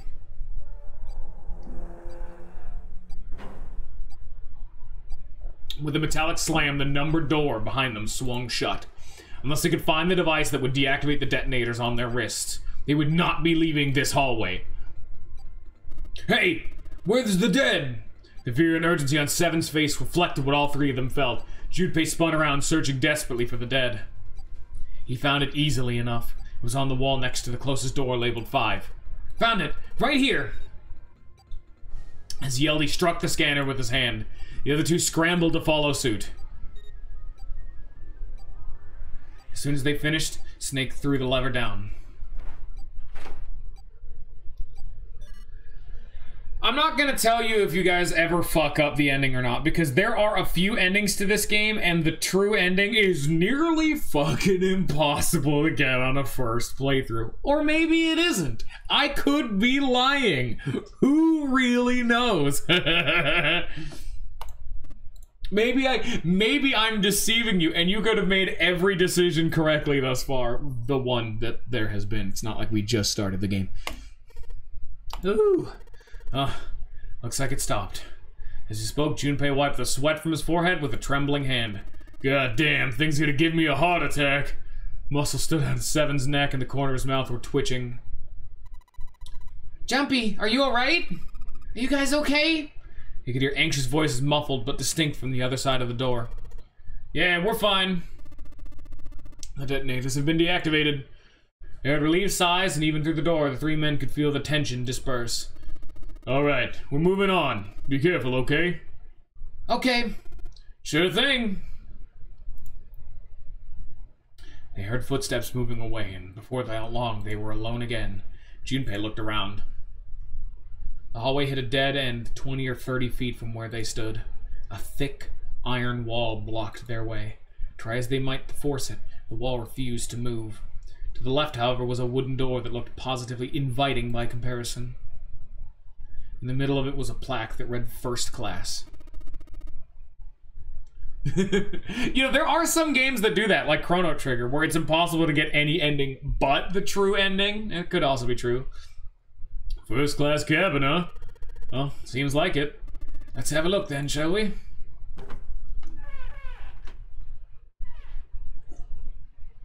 There's an evil-ass motherfucker over here. Without hesitation, Snake opened the door and stepped inside. Seven followed closely behind him. Junpei moved to follow them as well, but he stopped, just short of the threshold, and looked back, not knowing why. Lying in the small hallway was a man's body, or at least, what was left of it. He tried hard to avoid looking at the grisly scene, but it just wouldn't leave his mind. What had once been a man's internal organs now looked so much like vomit, as though someone had chewed up and spit out the better part of his torso. It was hideous, but worse still, it was cruel. It was hard to believe the thing on the floor had once been human. The black pool of thick blood, lumps of glistening flesh spread across the floor, the awkward twisted tangle of shredded intestines, the head wrenched to some grotesque, unnatural position. The man's glasses lay next to his head. Lenses were cracked and the frame bent and distorted. And next to the glasses lay a bracelet, the number 9 still displayed on its face. Lastly, let us discuss how to remove the bracelets. There are only 2 ways to do so. 1, you escape from the ship. 2, your heart rate reaches 0. In other words, once the bracelet is taken outside the confines of the ship or detects that the wearer's heartbeat has fallen to 0, it will shut down automatically. Suddenly Junpei felt his stomach convulse and a knot of muscle gripped his throat. He clapped his hand over his mouth and ran to the first-class cabin.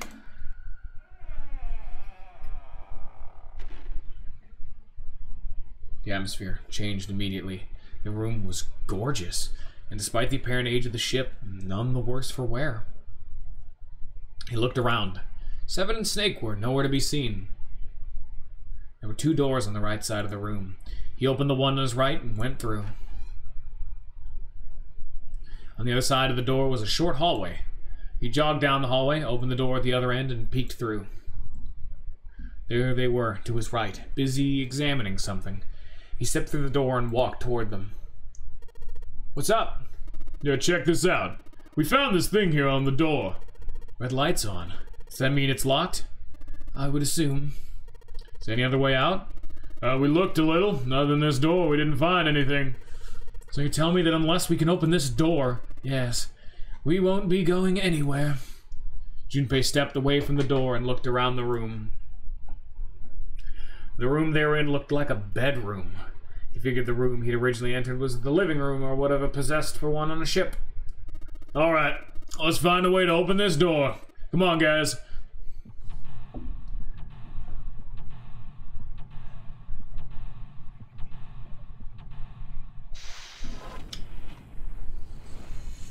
Seek a way out. There we go. Gameplay time. Man, let me stretch it up. Granted, that was like an hour and a half of just dialogue. I mean, considering the fact I took a small break. Yeah, no, this game is very wordy. But welcome to gameplay. Ninja, you'd actually like this game because this game is a puzzle game. This is like, I can accurately describe this game as Phoenix Wright meets Danganronpa. Because now we need to investigate the environment. Doesn't look like there's a keyhole in this door. True, but there's some strange device in lieu of one. So this is the locking thing, huh? That's flashing red. That's usually not a good sign. Is that a microphone? Looks like a satellite dish. Let me see. Well, judging by the feel of it, I would guess that we are meant to produce some sort of sound. The device will sense it and unlock. Hey! We got a score plate. Hey, Ninja, do you know how to play Moonlight Sonata? We'll get the bad ending otherwise. Fucking turn that bitch to be right way up. Is that right way up or is it upside down? Oh, no, that's the right way. Yeah, no, it was upside down before. I may not know much about music sheets, but I got that. I see. This feels like glass. A rectangular plate of glass. Is there something written on the surface? Yeah, it's a sheet of music. A couple of A notes. Just A's? Yeah, it's kind of weird, huh? Took Junpei by surprise. Yeah. I was actually trying to increase the quality of the stream as well as the VOD, but I mean, it's better, but it's still not great yet. Yeah, don't worry about it too much. Snake, usually so calm and collected, suddenly began to move. He stared at the room almost frantically, clearly looking for something. Stared about. Now Junpei thought, not staring. After all, he's blind. Blind or not, Snake was clearly attempting to do something. As Junpei could no longer contain his curiosity. What are you doing? Snake waited a moment before answering. Oh, by the way, that's one of the coolest things about this game. You are not the only one solving these fucking puzzles. Other people are actively there helping you, which more puzzle games need to do. Because like Danganronpa, Phoenix Wright, it's always you. You're the guy. You got other people helping. Sure, they're not gonna solve the case for you, but they actually kind of do. Because that's what the hint system is. When you fuck up a puzzle, they will tell you.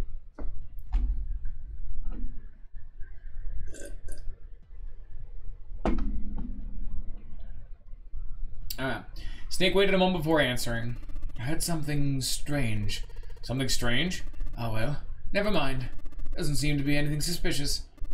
I don't wish to toot my own horn, but my auditory senses are considerably more advanced than those of most humans.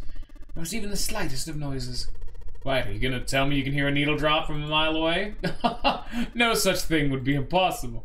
However, by listening to the sound of footsteps and breathing, as well as the echoing off the environment, I can locate most objects. Oh yeah, that's right. When Clover fell on the big staircase a little while ago, you were at her side. Immediately. So that was... Yes, I could hear it happening. In fact, I can run quite fast. Certainly as fast as you. And should someone attempt to start a fight with me, I am quite confident that I could defeat them. Junpei was somewhat taken aback by this revelation. He stared at Snake skeptical. You don't believe me, do you? Care to give me a try? I must warn you, you'll no doubt regret it. Well, I suppose that's enough playing around. Let's resume our search, shall we? Actually, you know, fun fact. There's a few things that the developers revealed in a Q&A after the game. Like, because you guys weren't actually here for it, everyone is named a code name. None of these are their actual names. Like, he's not actually named Snake and he's not 7. They have code names based on what their number is. Snake is 2, Snake Eyes. 7 is 7, because he was the first one to pick a nickname. The only reason our character doesn't have a code name is that our name was revealed before we came up with the concept. So we don't have one because they already know our name. The developers actually showed to let us know that if they had to come up with one for us, it would have been Star. Like how you draw a star, it has 5 points. It's something. But in the same regard, nowhere in the game does it say what Snake was hearing. They revealed, because someone asked, he was hearing the other people entering door 4 and the door slamming shut.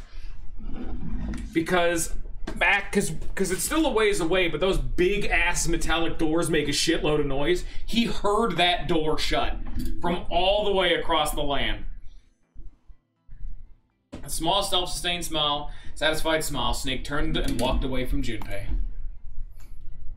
I'm only telling you that because I don't think it's ever revealed in the game. Otherwise, it would just be like a throwaway line of dialogue you'd never really know about. I won't tell you too much more. I just thought that one was early on enough in the game for me to, you know, give you a little bit of background detail about. totally a table with a mirror. Ah, yes. You know, that sort of thing is known as a vanity. Were you aware of that, Junpei? Of course, vanity also refers to self-love, conceit, and narcissism.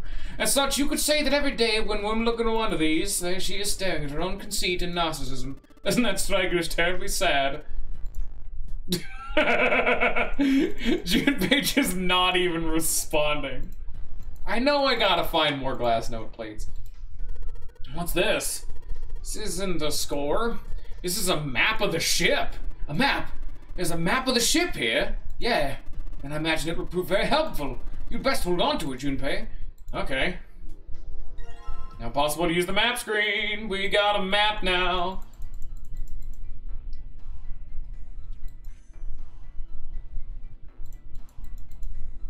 We can just look at the ship's floor plan, which is never really super useful, but if you guys ever have any big brain theories, I can bust out the map and you guys can look at shit.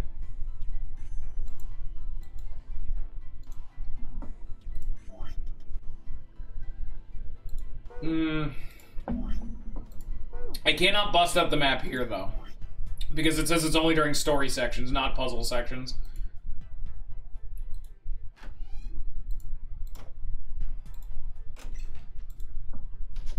Hey, another plate.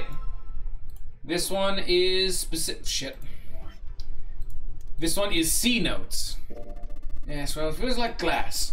Rectangular glass, transparent, I assume. There's something printed on the surface. What is it? A sheet of music with some C notes on it. Oh, yeah, okay. This safe is locked. It's one of those dial locks. Doesn't have a key, we just need to get the dials in the right place and it'll open. Did you find anything, Seven? Nope. How about you, Snake?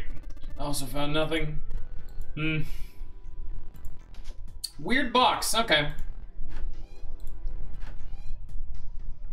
Ah, fucking Ninja, fucking off. Might not even better join in on the VOD Friends, Ninja. This game's a puzzle game and you'd like it.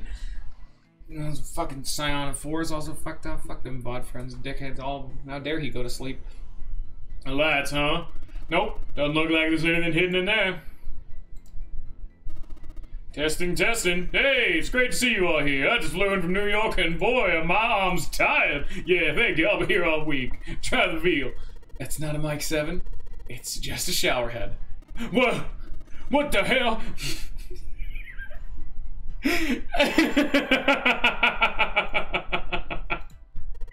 Bathtub is full of water. Is there ash or something in the water? It looks kind of gray. Let's pull the plug. Nah, hold on. Huh? Maybe we can, I don't know, use it for something? Use it for something? Dude, 7 is one of my favorite characters. We're actually with 2 of my favorite characters. Snake and 7 are great. Snake's clean. Any water? Nothing's coming out. Well, we got the faucet on all the way, but I can't hear anything.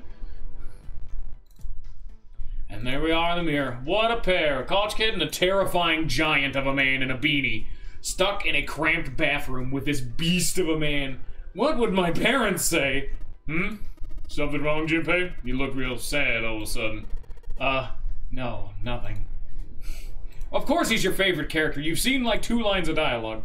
It's a light switch. This one's actually kind of annoying that you have to do this, but... Oh, this is a different one, never mind. It's a suitcase made of leather, the color of rich mahogany. Well, shoot. Looks like there's nothing in it. We got another plate. It's the G plate. It's a rectangular piece of glass. You can see right through it. There's a couple of G notes written on it. Huh. Wonder what that means. Nope.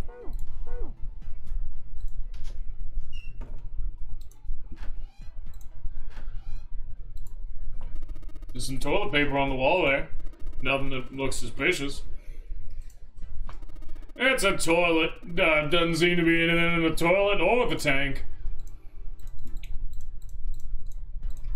It's a toilet, alright. I don't think you're getting much out of here. Ninja, how'd you go? We're not even here right now. Get out of here, not even joining in on the VOD wedge.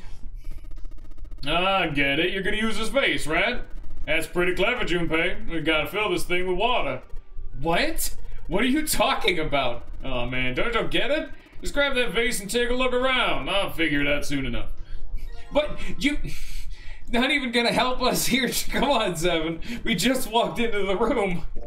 Looks like a vase. Maybe you could use that. This fucking dickhead. Heavy piece of paper folded in half. As the letters S-C-O... it's score. Score. It must mean musical score. If that's true, then the score we just found is probably in here. At least at some point.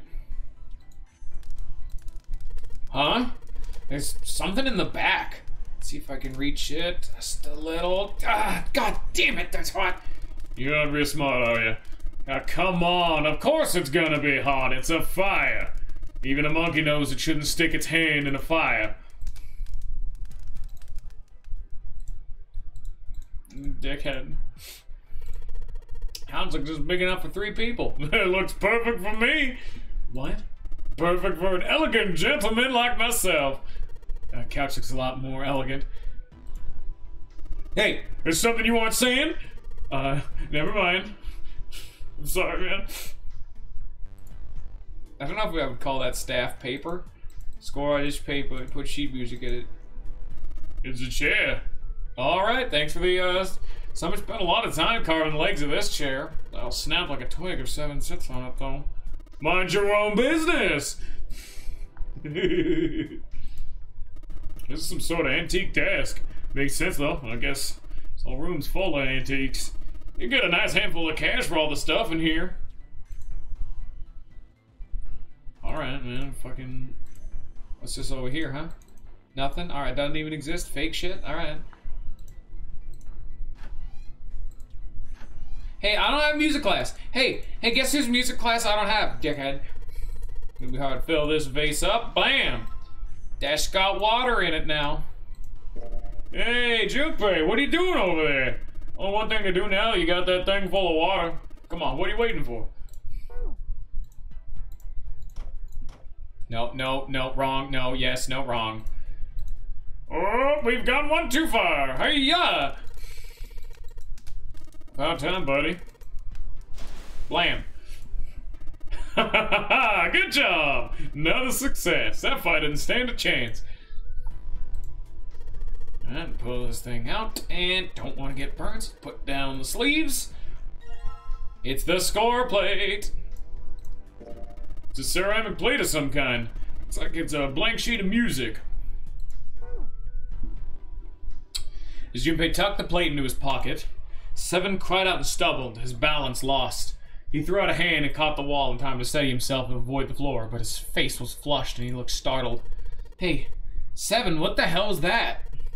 Are you alright? Yeah, I'm fine. I just felt a little dizzy, that's all. 7 rubbed a couple of fingers across his brow, then shook his head as if to clear it. What the hell's wrong with me? First memory loss, now I'm getting dizzy for no reason. Memory loss? She couldn't hide the surprise in his voice. 7 for his part seemed unconcerned. Right, I guess I haven't told you, have I? I told the rest of them, but it must have been before you showed up. Well, the long and short of it is that I don't remember Jack from before I woke up here. Don't realize I hadn't told you. Whoa, wait a minute. You're talking about amnesia, right? Yeah, I guess so. Well, why are you an amnesiac? What happened to you? If I knew that, I wouldn't really be one, would I? Oh, yeah, I guess that's true. Junpei paused for a moment and stared at 7. Are you telling the truth? Huh? Well, you look pretty calm for somebody who doesn't remember anything. If you've really got amnesia, shouldn't you be, like, upset or confused or something? Well, sure, I was pretty confused when I woke up down on D-Deck. That's a while ago. I've had some time to get used to it. After a while, I figured it wasn't worth the trouble of worrying about it. After all, why worry about something I can't change? Well, people usually don't stay amnesiacs forever. I figure it'll work itself out eventually. That's it? That's it. Alright, that's enough talking for now. Let's get back to work. 7 gave Junpei a look the younger man wasn't sure how to interpret and turned to walk away. Somehow, though, Junpei didn't find his reassurances very reassuring. Can I have your paper now?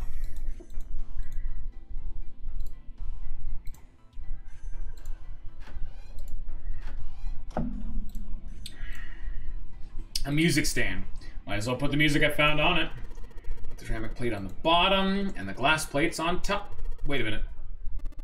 What's wrong? Well, I put them on top of each other, but they look odd. Doesn't really look like a song. And in all likelihood, we haven't found them all. Need to find more glass plates. Need more, need more, need more, need more, need more. Did we look in here? Chair.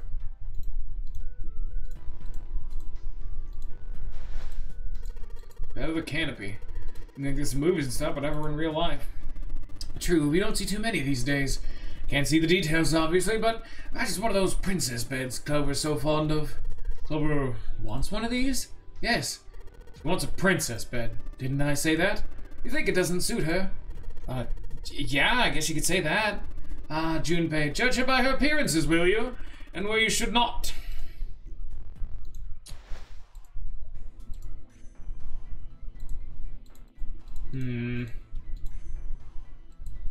Where could another one be hiding? Is it in that fucking toilet? Oh, there's more of these. There's nothing inside. I can tell by the weight it makes no noise when shaken. Unfortunately, there's nothing inside. I need to go to the damn bathroom again, son of a bitch. That's gonna be a big theme with this game, because I need a lot of stuff to drink to keep my throat from going raw. And that causes problems because I'm drinking a lot. So I guess I'm gonna go to the bathroom again. Be right back. Always a yikes, isn't it? Well, at least we're not breaking tension this time.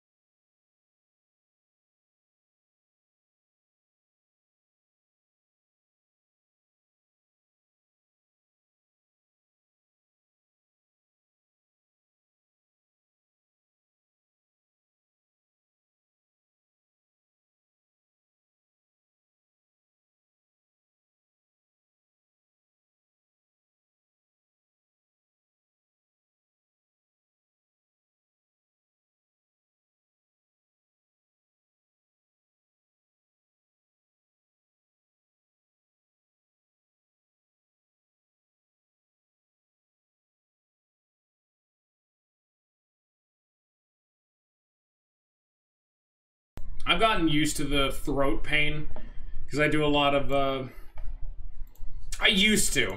I like to read a lot, like aloud. Back when I was in school, I was always the dude who read aloud whenever we were doing any kind of presentations or shit. Even for other students, just because people didn't want to do it. But, not to mention, I stream, I have a tendency to talk a lot. Not to mention, I was also planning on being, or I at least had partial plans to be a voice actor at a younger age, so I've definitely gotten more used to it, but it doesn't mean it's exactly a fun experience. Hey, Junpei, where you going? Didn't we come out of that door? No point going back there. That's out there and locked number door. And a dead body. Or what's left of it. Yeah. I don't even know what cottonmouth means.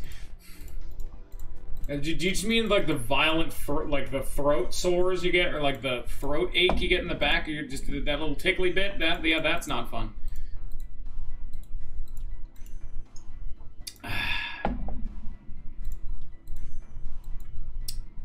Where to fuck? Do you know? Have you seen anywhere that could maybe be a code?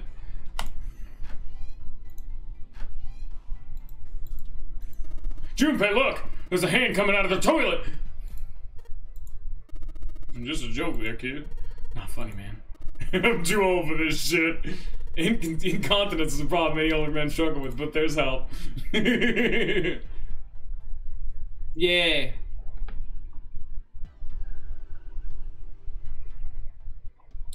I don't ever get that. I just get, my throat gets sore.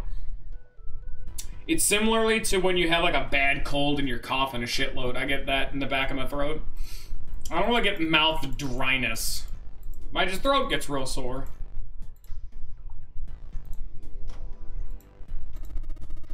Hey, Junpei, you're a Taurus, right? What? Why? Well, you're so well organized. Most people wouldn't bother to search something that didn't seem to me much. Are you dickhead? Where the fuck's this last plate? Do we need to combine them or something? No?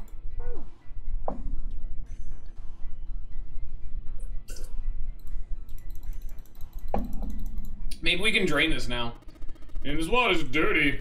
Can't see more than 4 inches or so. It's probably in the bottom of this bathtub. I can't see anything down there. Do you think? You think the what? There's a plug at the end of this chain. Alright, why don't we just drain this water? Yeah, good plan. Yeah, because we've used the water. Huh?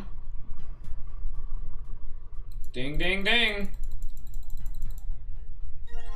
A Tauros, you know the Pokemon? Absolute bane of Gen 1's competitive meta. Good lord.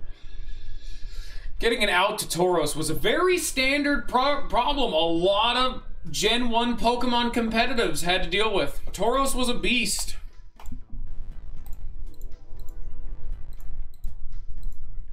And then stack the glass plates on top of it.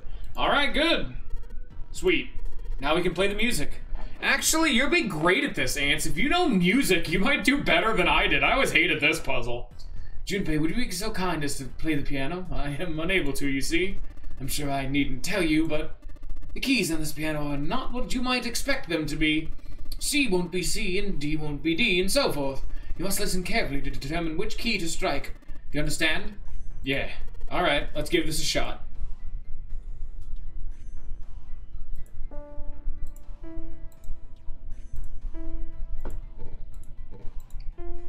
Okay, so...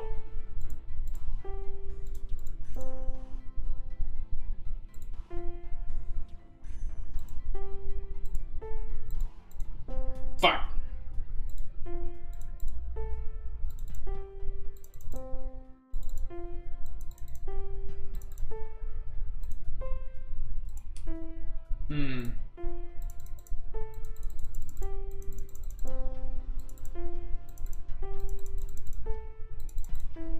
Son of a bitch.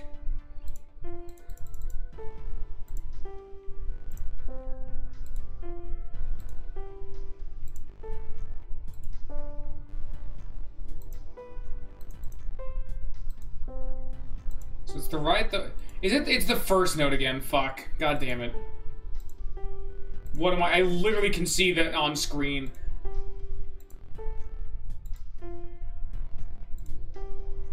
What? Damn it.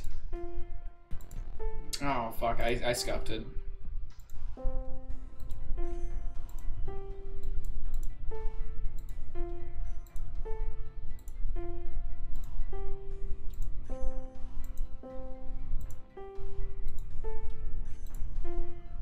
I'm a winner!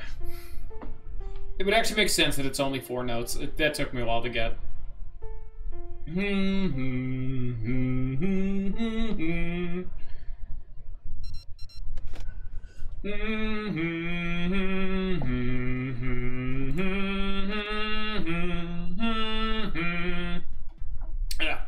Junpei, we did it! Looks like it worked. I heard something unlock over by the exit. Let's go! Good plan. Stand, bow, be seated. Well, I guess he hasn't forgotten that. Hey, Snake thinks it's funny. Yes, I suppose that was the classroom bell, wasn't it? I don't imagine that's what Zero was thinking of, however. No, Zero almost certainly meant to suggest Westminster, but not middle school. Westminster? The palace in London that plays host these days, this House of Parliament. You've heard of Big Ben, the famous clock tower, yes? Big Ben plays that very collection of notes on the hour. London. Capital of England, huh? At any rate, the door is now unlocked. Let's leave this place immediately. Guys, quick question. What's up? A safe. It's a safe. Safe, huh? The exit's open. Yeah, strange that we didn't need to open this to achieve our goal. Do you think it's important? I wonder what's in there. Alright then, I guess. Alright, let's go.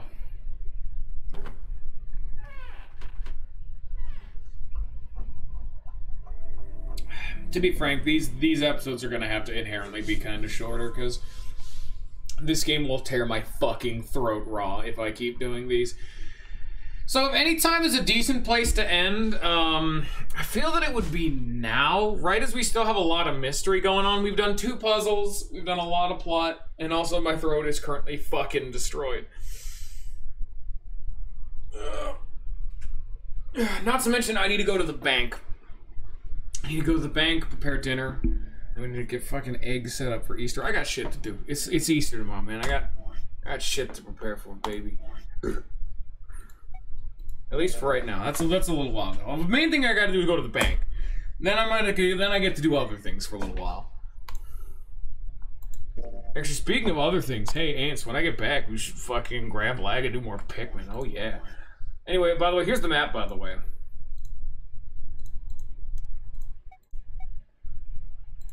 Oh yeah! So this actually shows every, Interesting.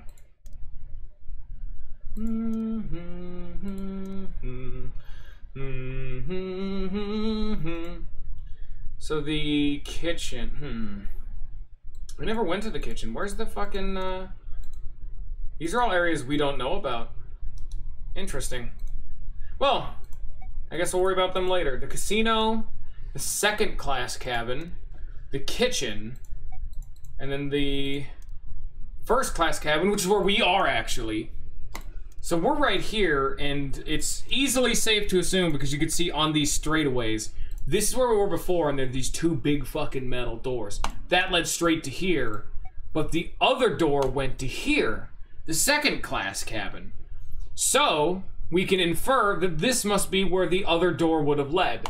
And then we can see that it further leads into the kitchen, maybe, or maybe it's inverted and they go to the casino, but there's something about this for next time. But anyway, I know we're not done quite yet, but we'll have this be a shorter pieced series, just because, frankly, I don't want to get my voice ruined. So, yeah. Anyway, thank you all for watching. I hope this game is at least interesting, as well as the fact that my shitty mic quality, the shitty visual quality, and the fact that my voice acting probably isn't great probably doesn't ruin it for you all. So I hope you all have enjoyed. I hope you all have a good rest of your day. And come on.